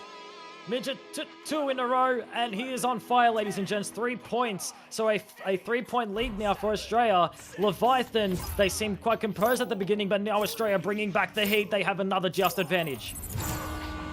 All right, back at them again. This is a great start. Leviathan not unfamiliar at this point in this tournament with being on their heels a little bit. They've had a few different matches across these 2 days that have been like that, so it's going to be a fight. You know it. Punda knows it, and Punda will reset into the back line where it's taken by Real Zeros. And Real Zeros now has to avoid Midget, the predicting machine, and he will be going for that pass back to Silveridge. Silveridge now being pressured by Midget. Midget's making his way around the entire map. He's trying to pressure this disc, and he might work out. Real Zeros now waiting for the cut-in, and a beautiful cut-in there from Punda. Great passing. Punda Express, and they get it done in express fashion with the passing plays and just that bubble offense pushing in right about the same time, and a 1-point game it is. Great play from Leviathan indeed, cutting in and providing that availability for those 2 points, but still a point lead here for Australia. And oh my goodness, the time is draining before my eyes. Where did all the time go, Palador? I don't know, the time is now. The time is now. Or that said, it will be just a close-up game here as they continue to try and play this stall, dragging out the defense. Currently, Halgebert, we saw this earlier. Halgebert just had 3 or 4 punches in a row to dislodge and disrupt that stack over and over, but it does not result in the possession, and they are working like a team possessed. It's Silveridge from 20 deep. These teams are not letting these open goal opportunities go to waste, Palador. They are utilizing every punishment they can, and they are finding these 3-pointers. Great shot there coming from Leviathan, taking the lead once more. 2 points and 5 minutes 50 on the timer as Australia heading into their just advantage. And it will be Haljay trying to avoid that pressure from Leviathan. Good passing here to Pac-Man across to the opposite. Now Midget. All right, and taking it out of the tunnel, Midget trying to push this up still halfway into this round, so still plenty of time on the board. Both teams not really able to pull away from each other, just exchanging goal for goal at the moment. Will that last? We shall see. But it is a back out here to Real Zeros and right back at Silveridge. Oh my goodness, that was nearly a dangerous situation, but they'll still get the goal back, the disc back that is, and they're fine. Trying to gather their thoughts here and jump it up for maybe. Could it be? Will it be? No, so close. So close, dinging off the top of the post there. Ali now with the disc has to avoid real zeros, and it's just getting punished immediately there. Great receive from Soggy. Soggy sending it up to Punda. Punda getting stunned away, stunning the aggressor, and now the real zeros with the possession has a cut-in potentially with Soggy, and Soggy will find it and the 2-point reward. Absolutely, just punishing off of that, and it was some back and forth play there, but once it got into the midst of Soggy, you gotta watch out, because Soggy's gonna put on the points in volume a lot of the time. Yep, better watch out. Australia now with the joust advantage, and they're not letting Leviathan get to them after they find a few points. They are regathering themselves, and they are returning with points of their own. As we met with the block on the opposite side of the floor, Soggy Bunny is actually able to steal it and find a cut to Punda. And the cut-ins from Leviathan are definitely working out. The passes are in front of the goal, Palador. They're not letting go of this pressure. Yeah, not at all, not at all. Just doing some work, and that pressure is kind of, again, what Leviathan is great at doing. They're much like the other championship teams from our other respective regions, where they can play it fast, they can play it slow, but the biggest thing I think you'll notice as a whole is they can punish consistently on mistakes made by the other team or mistakes that they cause. And an open shot here, just barely missing from Leviathan. They're trying to find that rebound, however. They do find the stun. Soggy trying to chase it down. He does find multiple stuns, but getting stunned out himself in the end now. Punda trying to chase that down. Will be Silver collecting it, sending it, bouncing off Pac-Man. And now trying to collect it once more, trying to really funnel it back to the team. They want to pile as many points as they can while they have this momentum. And anchoring off the team member of Australia. Oh, but getting intercepted there by Halj.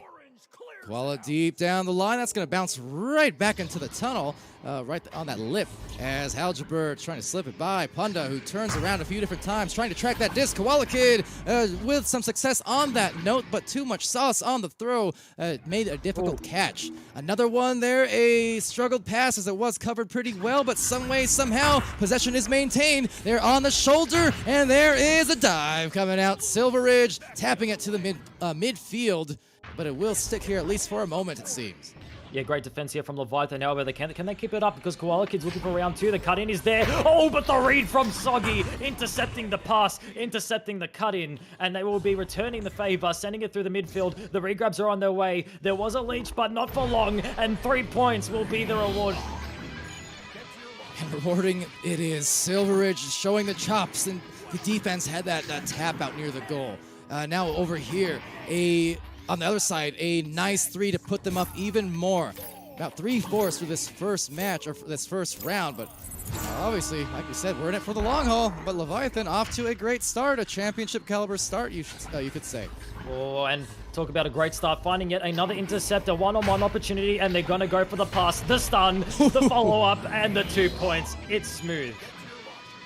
It is smooth and silky, and Panda there, the celebration as well. You can only imagine how hyped they are, and knowing every single goal counts 100 times more than those weekly matches, because those weekly matches were all building up to where we are at this very moment.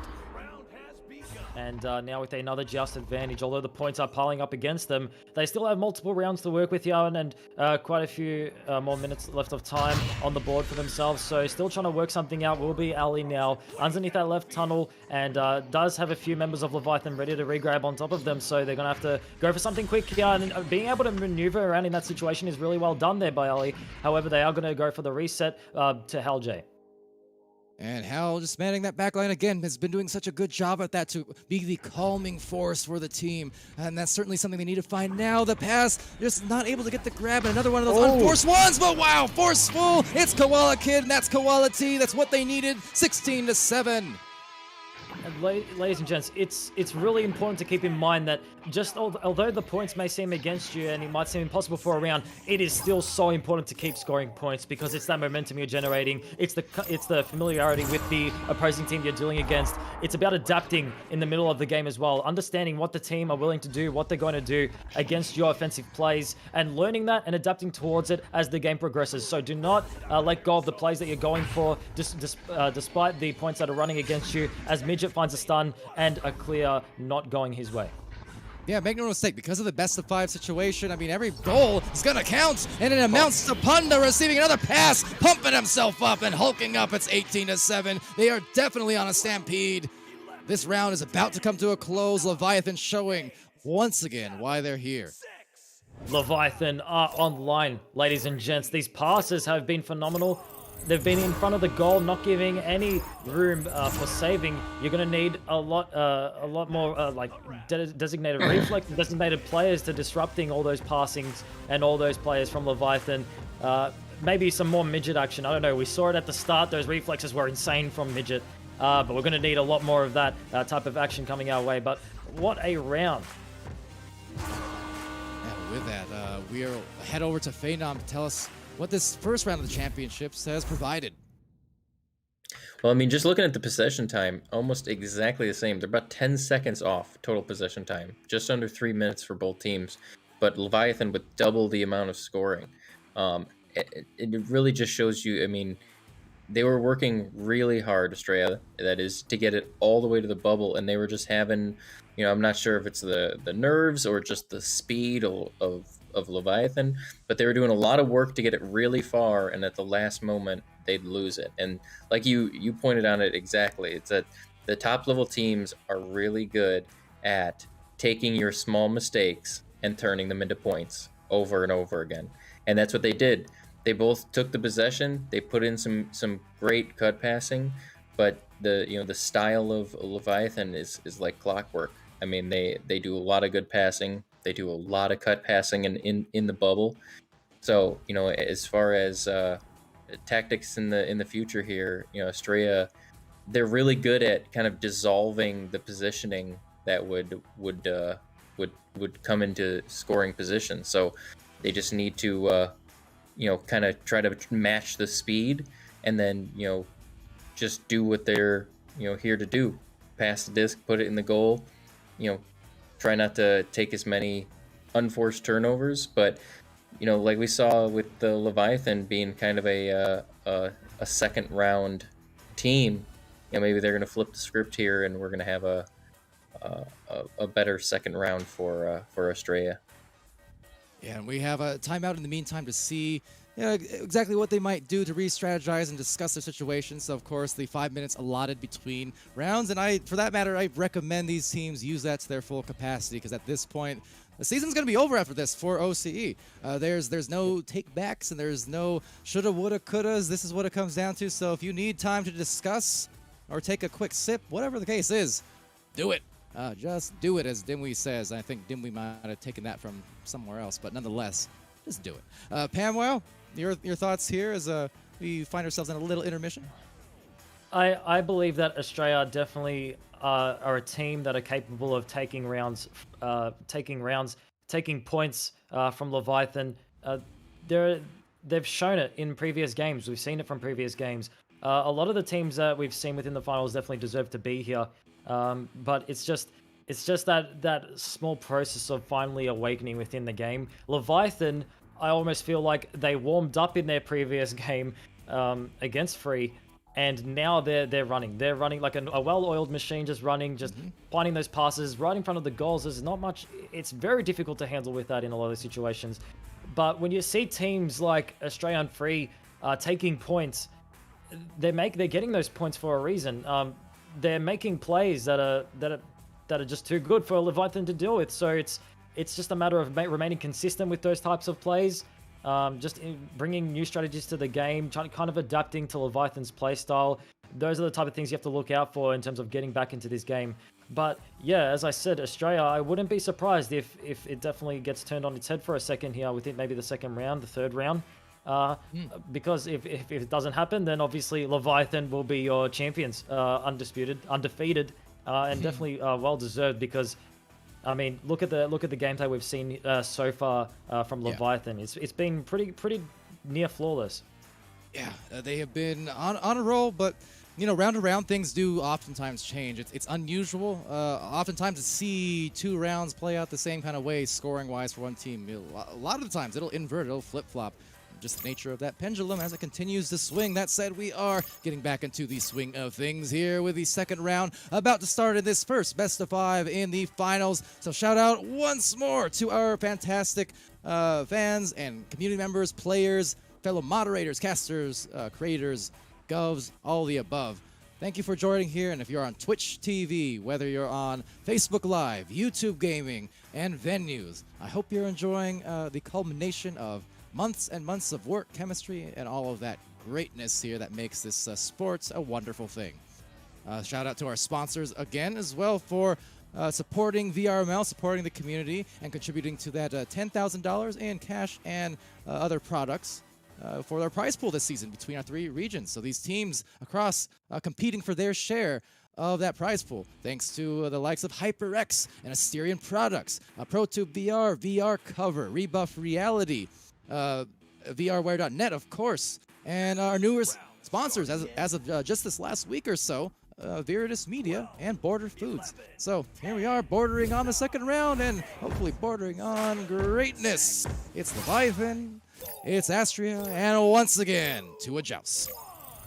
Yep, and entering round 2 as Leviathan strongly take the first one, and they're definitely looking to continue that reign of pressure, that reign of points. It will be a bit of a fight, and a dusty from Midget, and Midget will find that reset. Soggy chasing for that possession, and they will find the pass and the clear through the mid.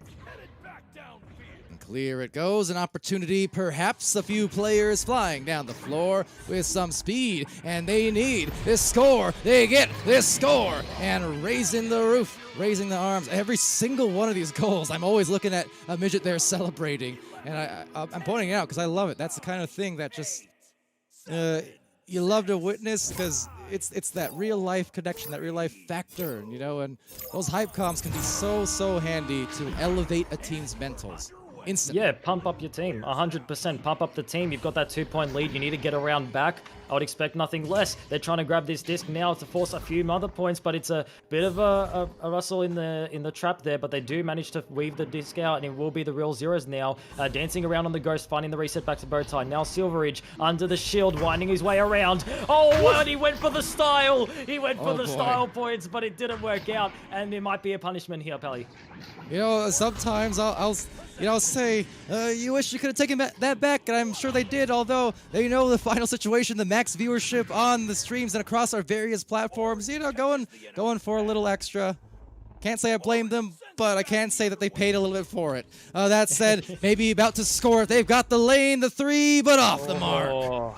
Yeah, definitely respect the backboard positioning there. Wanted to avoid the regrabs on their way. Unfortunately, not bouncing their way. But still a 2-point lead here for Australia, and only 2 minutes in to the second round. As Punta now holds onto the disc, trying to calm things down. Doesn't want to get anything on a rush. Want to maintain that possession. And we're going to be going for that bounce potential clear. However, not really going to bounce their way. Spencer now with the possession. Going to be sending it to the left. Midget went for the cross. Oh, but the read from Punta.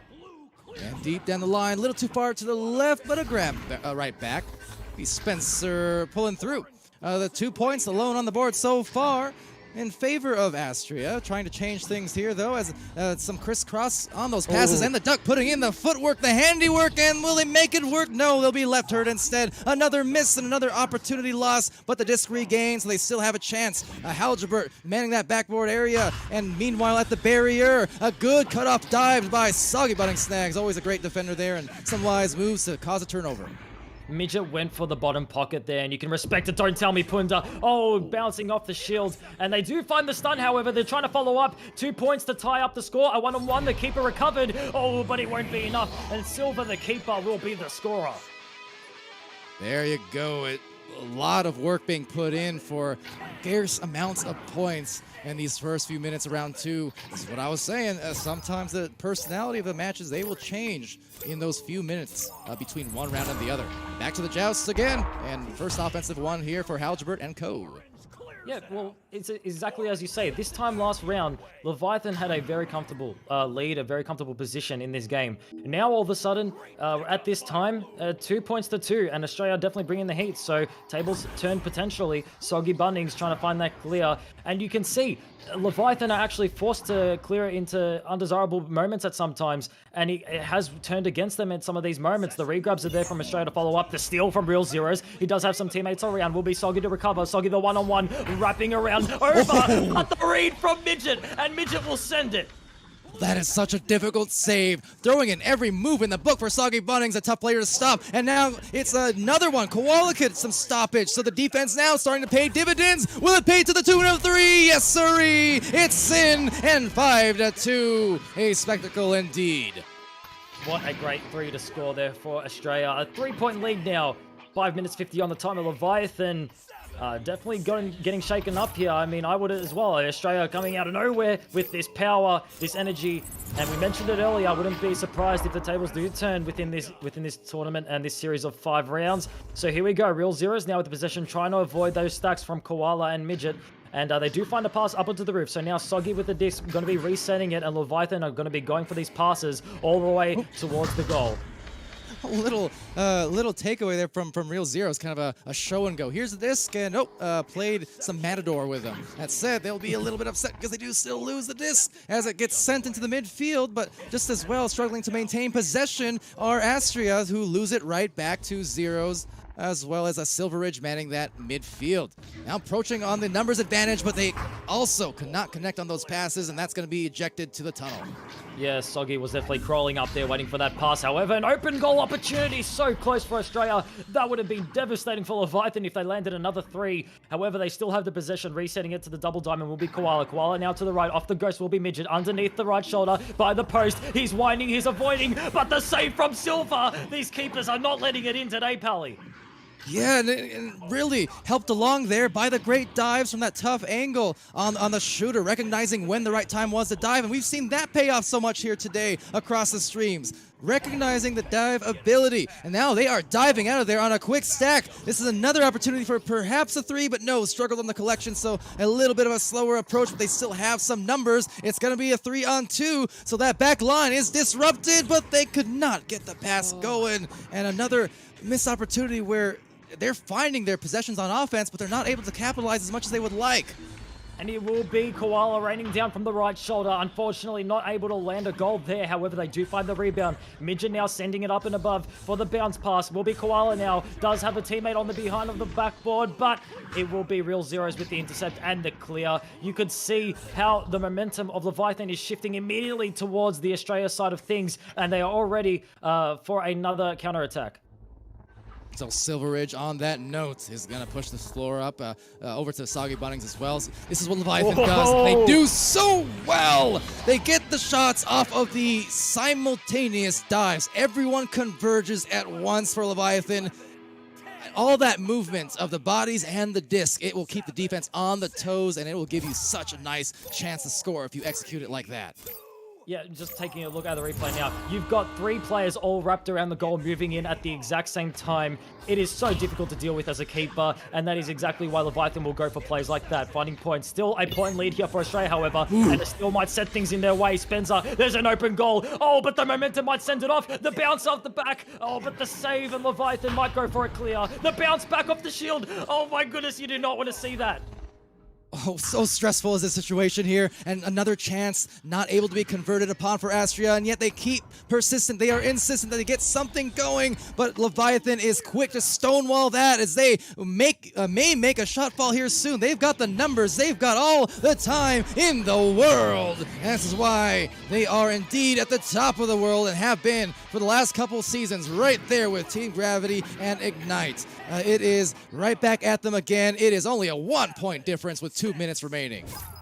And it does make you question sometimes, as like in general audience, you're watching this and you're saying, well, I think they might have had enough time to go for a 3-point play there. But you got to put yourself in their perspective. You see regrabs on their way down the field, and you're in that position of you need points to get yourself back into the lead of the game. So you can definitely understand why they would vouch for the 2-point play there. And they are bringing themselves back into the game, however, too. It is the second round, and if they can find this, they will only need 1 more round to progress and finish this championship series. Silver Ridge now off the right, sending it down below over to Soggy. And Soggy bouncing it back, and winding underneath will be Silver for 2. Big hit now because they're up by 3, and the time continues to tick down on the second round. So with that, still within 1 goal's reach, but this is where I said it before, that experience of having been in these situations before on these closeouts at the last minutes of the round. I mean, we'll see how that paves out as they launch on a very, very crucial possession for Astria. and Koala's just being chased by those stacks there, so he's forced to find that clear. The teammates were there ready from Australia, and they're already on their way back to the defense. They're not trying to interrogate the position. They're getting back to the bubble. They need to find some points now. A 3-pointer will do. 1 minute on the timer, and Haljay unable to grab onto that one immediately, but finds the slap to the teammate. So Koala Kid now sending that down, and it will be red, and the trajectory of the bounce just red immediately. I don't know how they do it, these players, Palador, but they manage it every single time. Koala Kid now with the possession. And again, just as crucial as it was 20 seconds ago, they still have possession. They still have some time to work with, just not a lot. It's 38 seconds on the clock. Midget 22, who's definitely been ferocious offensively throughout this stream today, as well as the entire weekend. They are coming in quickly here. They've got the numbers again. What are they going to go for? They're going to go for the 2. Oh my goodness. When I saw 2 players converging, the situation all played in every single one of our heads. They were going to dedicate one person to the stun, wait for the shield to run out on the keeper, try anything to get those 3 points. But a 2-point play might work, Palador. They're going to need to be very, very fast with these regrabs now. They need to pressure it. Oh, and they were right there, but man, oh man, it goes back into Leviathan on the round, and it kind of treads on what I was saying, right? The experience of having been there before. That is how you execute in the late game. And I just think the clock management got away from them in that situation. Oh, such a great opportunity, but Leviathan closes it out and over to the sidelines. Phenom, what you got? I mean, they were looking. Australia was looking really strong at the first half of that match. I think they, it seemed like they were coming in with some good plans, some good attitude, and then after some very quintessential Leviathan cut passes, kind of pulled them into the lead. I think it definitely, the pressure set in because we had a lot more, errant clears, a little bit, so, like we just saw there, where it's just, you're kind of tunneled into what you're doing, maybe not as aware as you normally are or should be, and just kind of lost their footing a little bit. When you have that pressure of, okay, we're 4 down, we just need to score something, we need to get our momentum back, and sometimes you can kind of just, it's like every time you take a step forward, you just take a step back. So, we're normally, if this wasn't a best of 5, that would have been a 2-0 victory, but because it's now the finals, they got to make that last push for Leviathan, and last saving chance for Australia to take the biggest reverse sweep that you can in the game of Echo. So it has not been a wash by any means at any point in any of these games. So they could definitely come through and show us what they were doing, especially even against like free VR, and really showing us what they can do when they kind of screw up the robotic plans that Leviathan kind of feeds on. Right. Thank you, Phenom, for that. And Pam, you and I, the last couple of seasons here, kind of like me and Dimwee for NA, casting these finals over on that side. But you and I here for these OCE finals. The thing is, we've seen unlikely. Sure, you would think so. And yet we've seen the past couple of seasons Leviathan finding themselves in those situations where they have pulled through, but it's always been taking them to the brink, basically. So if there's any time for that to happen based on prior history, I mean, do not count out Astria quite yet. They still have 10 minutes to change their destinies here. Yeah, well, they've improved in between rounds. In this second round, they've changed what an extraordinary point lead Leviathan created for themselves within the first one to a single point difference. And not only that, I feel like from the viewer's perspective, it's easy to say, oh, I wonder why they didn't go for, this type of play here in this situation. But you really have to put yourself in the player's shoes for a second within these games, because not only is all the pressure of the grand final of the season riding on your shoulders, you take a look at the timer for a second. If you see around 25, 28 on the timer, I would feel pressured to just immediately get those 2 points straight away and possibly get another chance at firing another few, because that was the situation. Although they could have definitely reset it outside the bubble and have the one player go for the stun, I mean, you can only imagine that the Leviathan regrabs would be there in time to try and sort it out. There are a lot of things that ride on that last play, but it's the fact that you have to be more open to the different possibilities that could occur within this game. So Australia, it was a good play, taking those 2 points quickly. It was just a matter of they had to take those 2 points. That's a very hot take. That's a very hot take. Yeah, not like the best. they had 2 seconds on the joust to make up for that. That's a very hot take. Yeah. I'm not saying it's the best play, but I'm saying it's a good play if they know for a fact that they're going to follow up on that play and they're going to be following up on that just advantage from Leviathan. It's fine. It's a good play if they know that for a fact that they're going to follow up on it afterwards, but it's in that slight situation that you have where you have to evaluate if you're going to be able to do that in time. And it's unfortunately for them, they weren't able to do so. But they still have shown promise within that second round, and I think they might be able to turn things on their heads for this third round, because if they continue improving the way they have, they're definitely in the run for the money. Oh, absolutely. Don't get any of my any critiques I ever make on stream here as well. But I've been a player who has been in similar situations where I've messed up on something that maybe, miscommunication, miscue, whatever the case. There's still certain things that haunt me back from a few years ago. But that said, yeah, in those situations, it would have taken basically a record-breaking joust just about. And in terms of playing the percentages, right? You figure, okay, what's a higher percentage opportunity? A 2-on-1 on a goal, essentially, where one could stop at the barrier, make a 3, perhaps? Or do you have a higher percentage chance? Because I talk about the resets, right? And how it's about playing percentages. Or do you have a higher percentage chance of going for a absolutely blazing fast joust to recover the disc and score a 3 against them, or a 2, either way, to tie it up or take a lead, rather, in the end and win? I mean... So understand, when I say these things as a player too, I know it's very easy, especially when the players watch back, to think like, well, forget that guy. He doesn't. What does he know? Or he's not in the player's shoes. Well, I was before, and so nothing I say is like definitely a harsh type of thing. It's just more so the ebbs and flows of a game. Every team and every player will make mistakes over the course of best of 3, best of 5, doesn't matter. Doesn't happen. It's how you react. So at this point in time for Astria, they have 10 minutes to react, to respond, to keep the positivity, and that will keep them in this match if they're able to do that. Yeah, and the passes are looking good as they open up through. However, some regrabs from Leviathan might interrupt it. A nice steal there from Midget to recover it. And Punda trying to swoop in from above of the nest, and it will actually work out. They do find a possession in the end. Real Zeros now sending it above to the nest. Punda once more. The anchor pass to Soggy, and the slam dunk will open it for 2. All right.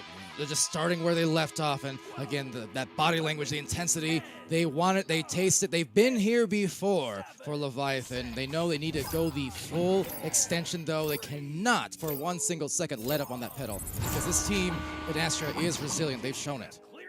It is best of 5, ladies and gents, and Leviathan have taken the first 2 rounds, so one more round will spell victory for them. Astrea not looking to let it happen. Spencer, numbers now with the disc. He might go for a cross play. There is Soggy Bunnings reading the intercept. However, good placement of the team members there, and Koala Kid will sail it in for 2. All right, great stuff there to score, to respond, and to keep this game neck and neck. Like what I'm seeing there. They just need to keep that up. Leviathan, same thing. They're on the first offensive joust of this round. And already a minute and a half gone, and with the scores tied up, Leviathan, I really feel like in comparison to the first round, Australia are catching up. The Real Zeros now with the possession going to be resetting it back to Silver. Silver is marked with those 2 members of Australia, so we'll be going for that left clear. And now waiting for the teammates to make their way up will be Soggy. Soggy finding that pass over to Zeros and stunning out 2 members of Australia, so that might provide an opening, and Punda will find the dunk right by the keeper. And holding the pose at that, imposing the will if nothing else, Punda, the offensive machine, puts them up another pair of points. Already, we are seeing these passes directly in front of the goals, and these are the type of passes that Pelly and I were mentioning we've seen throughout VRML that Leviathan like to pull off. Although we didn't see it quite often in the beginning of this tourney, it really feels like Leviathan are warming up now. Here come the regrabs, pressuring that possession immediately. Soggy Bunnings has 4 members converting around the goals. It's just too much to handle. Is it? Oh, but the save! You would only assume that it wouldn't go in. No one saw that one coming, as they do find the rebound. Sending it for round 2 will be Punda finding a Dusty, and he's sending himself for a second one. Soggy Bunnings with the slam. Oh, the save was good, though. The save was phenomenal, man. That was a 1-on-4. That is an absolutely hopeless situation for 99% of goalies, 99% of the time. saved the day, saved the play, but it was only a brief respite because at the end of the day, that score still came through on another dunk. 1-on-4 save though. Give yourself a pat on the back for that one. HalJ going to be sending it to the mid side and stolen away immediately. Soggy Bunnings now will be sending it to the right off. Pac-Man will be Punda. Punda with the open goal, and Punda won't miss those ones. 3 points, 12 meters out. Starting to get away from them a little bit here. There's still plenty of time on the clock. They're only down by 7, but tick-tock, again, the destiny of one of these teams is going to be decided here extraordinarily soon. Response is going to be necessary offensively as they launch again. Astra, see what they go with.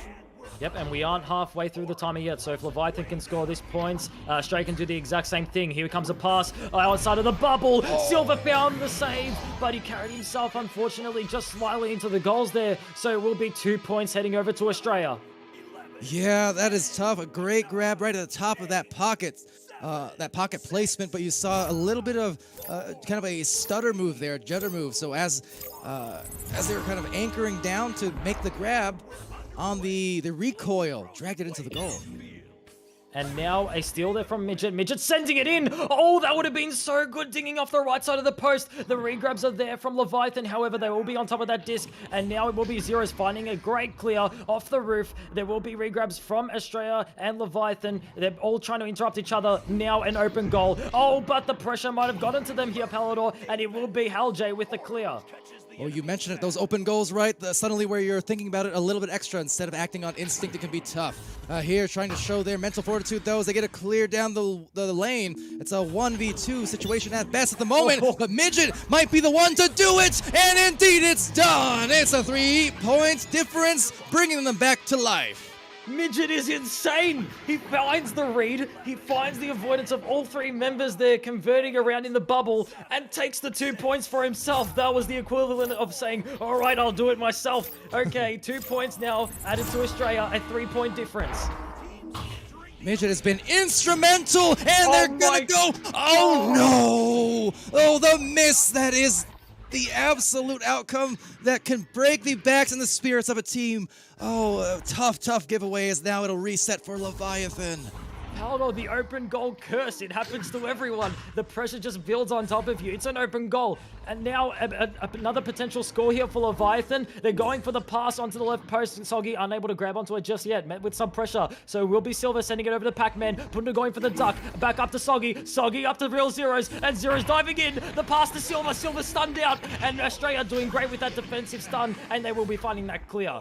Remember what I said, everybody. This clear is going through. Remember what I said. It is not what happens when you make mistakes. It's what happens afterwards. It's being able to make up for it. And they can do just that here. They were not punished for that last miscue. They can still make some moves. They still have some time. They're only a goal away. But now the play resetting into the midfield. And that is possession briefly. Hal Jabert able to get a tap clear. And actually self-pass make that, as it will be back down to Midget down below. But some good cutoffs and some disruption by Soggy Bunning snags. Another tag up top to the post and right into the barrier, but not finding that opportunity and lost back to Leviathan.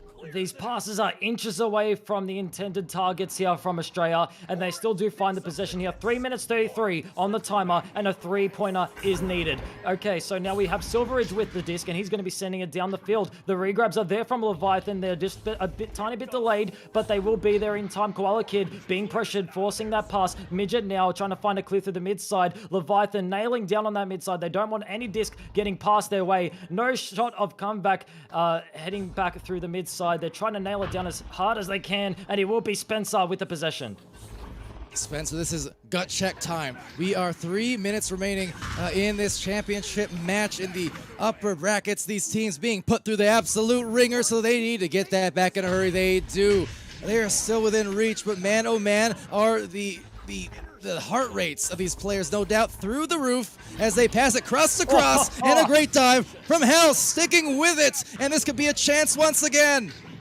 The regrabs are there from Leviathan though, and they catch up just in time, and they send it back to Real Zeros. Real Zeros does see Pundo across from Pac-Man. The regrabs are there for some revenge. They find the stun. Can they find the clear? A steal from Zeros. He recovers in time. He's dancing around. He sees teammates all around. He might go for a pass here. He's still dancing, draining some time. Off the backboard. Zeros found it for 3, and what a 3 it is for Leviathan.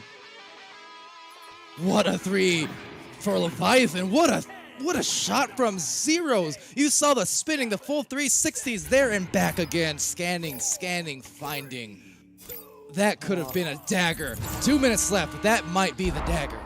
It might be the dagger. Australia need to find some points right now. They need a return. It will be Spencer slapping it away, getting stunned away. And now Leviathan are all converting together. They're trying to pressure this possession. Good pass there over to Midget. Midget now off the double diamond, sending it back over to Spencer. Spencer missing the disc. It's a bit loose for a second. And Leviathan are trying to punish Punda, trying to chase it down. And it will be a fight. And Punda is able to grab it first. Stunned away. Will be Midget now sending it to the right shoulder. An opening perhaps. Oh, and sending it to the bottom pocket is Koala. Brilliant shot. I don't think I've ever seen any more force being put into a shot, and perfectly placed at that. That was a power play. And that puts them within 4. We are back, though, to the situation from round 2, Bam Wow, where there's a slight lead in there for Leviathan. And Astra now, they need to act fast and manage that clock the best they can. And wow, that was a blazingly quick joust. They almost caused a turnover. Yeah, great regrabs here. However, can they get back in time? Oh, the brilliant save from Haljay. They need to convert now. However, the regrabs are there. They might be able to follow up on this one, Palador. The stun. No, the Dusty. And Silver is able to send it away. It bounces back. He finds the clear through mid. And clear it will be with not a lot of time remaining. The timely stun on the stacks. So coming back at them now, another clear, but a return to the side of Leviathan. They struggle with this clear. So trying to link up on some chains. A nice shield. And will this get the 3? They need it, and they cannot get it. They'll have a small window of opportunity, but needs to happen now. Oh, the miscommunication there. One more heave, but they need to shoot it now, and no. It's a goal, but the time is gonna be so close to that brink. A 5-second difference in time at the score clock. They need to pressure this just advantage. Australia have one last shot. Can they bring it to overtime? We will see now. The launch is underway. The regrabs are there. They can't intercept the clear, and it will be a Leviathan victory. They will be your undisputed champions of the Oceanic region. Unbelievable. Congratulations, and they do succeed in the defense. That is another season in the books and in the back pockets. But definitely for Astria, they need to hold their heads high because they made it a fight. Incredible. Congrats to all teams involved. Amazing finals we've had yet again in OCE. Amazing. Oh, amazing to say the least. I mean, Fanon, what's your take on it? Because I'm running out of breath here. That was crazy. I mean, it was a fantastic game. I think that last score by Real Zeros just kind of was the last nail in the coffin for Australia. I mean, they were fighting the whole time. I mean, there wasn't one point in any of the 3 rounds that I saw them, physically be, tired or slowed or anything like that. They, the pressure was definitely on in that round. Just the little mistakes that Leviathan likes to capitalize on, a lot of times. But I mean, they just never, they never let up, and they pushed through that entire time, and they, were incredibly close to taking out, a Leviathan of a team, just a monster of a team. So. Exactly. Both of these teams monstrous on the season. You see those records for the regular season: 17-4, 17-1. Mammoths here in the Oceanic region. But yeah, Leviathan, at the end of the day, as you said, they did not let up on the pressure, even when it got to the highest of pressure points. Credit to Astra, who kept it mighty close. I think this is one of the things that everyone across our regions, and especially in OCE, for the competitors here, you need to look at what happened this weekend. You need to look at what happened this season. You can look at the 17-1 records and you can say, oh, that's too dominant, too strong to overcome, but that would be really short-selling the entire story. You look at the context of what happened these last couple of nights. Leviathan, full credit to them. They are an unbelievable team. Unbelievable team. But it's not a walk in the park. Every one of these matches here, I mean, they've been taken to the brink in day 1. They nearly faced that lower bracket. To start off the streams earlier on, they were one round 3 overtime goal away from facing that lower bracket. Likewise for Ignite over in North America, who's been dominant in their own right. inches away from facing the lower bracket as well in a round 3 overtime over in North America. Team Gravity, just the same. They've been taken to the brink multiple times across the season, regular season, and so on. Nothing is safe. Take nothing for granted. Because the moment that happens, the moment that one of these hungry teams like Astria, like So Free VR, like Free VR, like Villain, like Last Centurions, that is the moment that they are going to come for that crown. So I mean, it goes to show how every single play matters, every single point matters. These differences within these past 2 rounds have been a point, 2 points. We could have had a completely different game on our hands just based off a separate play that might have occurred. It all matters. Every single play that you put into this game matters, and it just goes to show, even that overtime that Leviathan experienced, I mean, that could have turned its way around. We could have had Leviathan heading up against Australia early on in the losers bracket final. It could have been a completely different story here in the Oceanic region, but Leviathan held on and they pushed their way through. So great plays from Leviathan in general, and huge shout out to Australia and all the other teams who competed. Australia still taking the second place prize winnings as well. So that's also a dub in its own right. But yeah, we got Free VR, So Free VR, Villain, Last Centurions, and Australia all putting up their fights within these finals. Leviathan, though, will be your champions. GG's all around, though. Excellent games, exactly. And so a lot of, I know that there's always the initial sting of loss for these teams who had their seasons ended in the last 2 nights, but hopefully thereafter they can rewatch these eventually. I know it would take me a while sometimes, even in the matches that we won, regardless. It's just the stress. I get it. There's stress there. But I hope once they rewatch, once they kind of settle down and look at what these players did this season, they'll come away with pride and hopefully even more hunger next season. Not that they lacked it at all this time around, but I'm just saying, what happened here this weekend, that's going to light a fire under some teams, and knowing that these teams, they can bleed. They still won. Leviathan won, but they can bleed. But with that said, they put their hearts on the line. Likewise for Leviathan, keeping it on. So as champions now of OCE, they will get their share of the prize pools there. Courtesy of Pro2 VR, Border Foods, Veritas Media, and VRML with 980 in cash there. Some jerseys as well to their name. Some awesome badges in the game.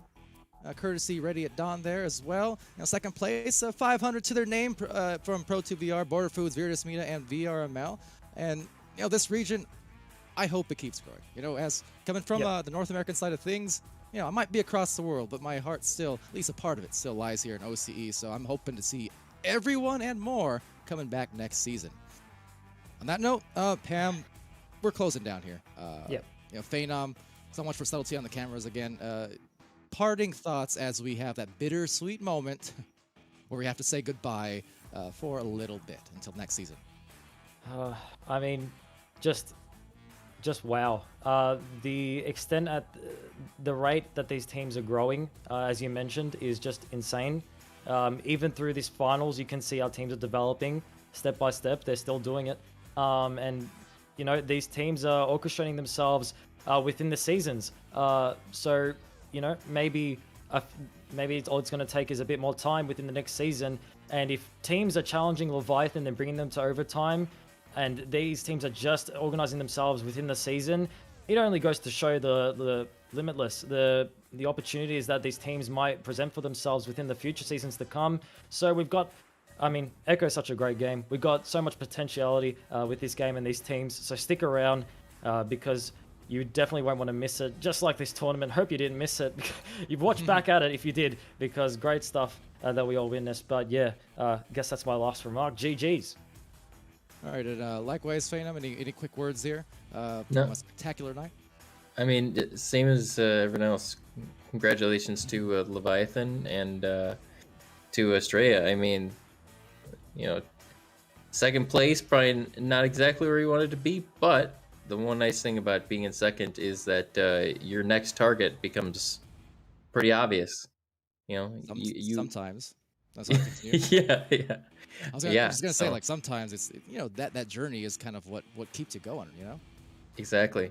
I mean, they got that, you know, with the training and practice and skill that, you know, they were showing today. I mean, it's they can only go up. So. Absolutely. Sky is the limit, or the ocean, I guess. I don't know. OCE. That's or down, depending on, you know. Yeah, so upside. It's upside down. So the ocean flipped. Right. It's late. That said, it's been Great. Always a pleasure. Thank you guys so much. For just the sake of covering all grounds. So much for subtlety. Any last words here for the stream? Yeah, your stream debut. Respect it. Was that muted or unmuted? Regardless, he said banana, and I appreciate it. Great words of wisdom there. As we close the game out. All right. Well, thank you, subtlety. Couldn't end it any better. With that, thank you everyone for watching across venues. Again, Twitch TV, Facebook.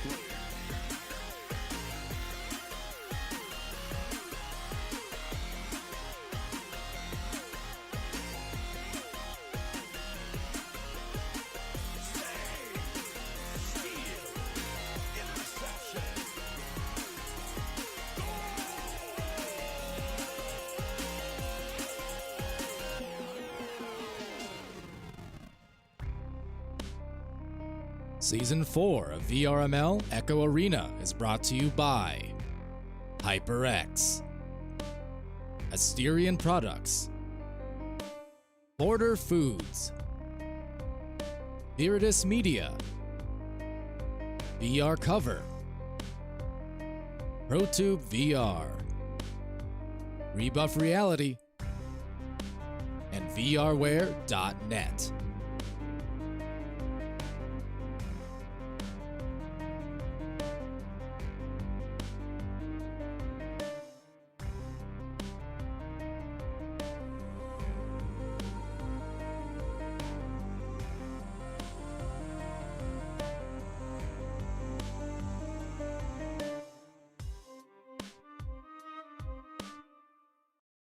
No way, no how I was going to end a 2-year, 4-season streak without saying be happy, healthy, safe, and good to each other.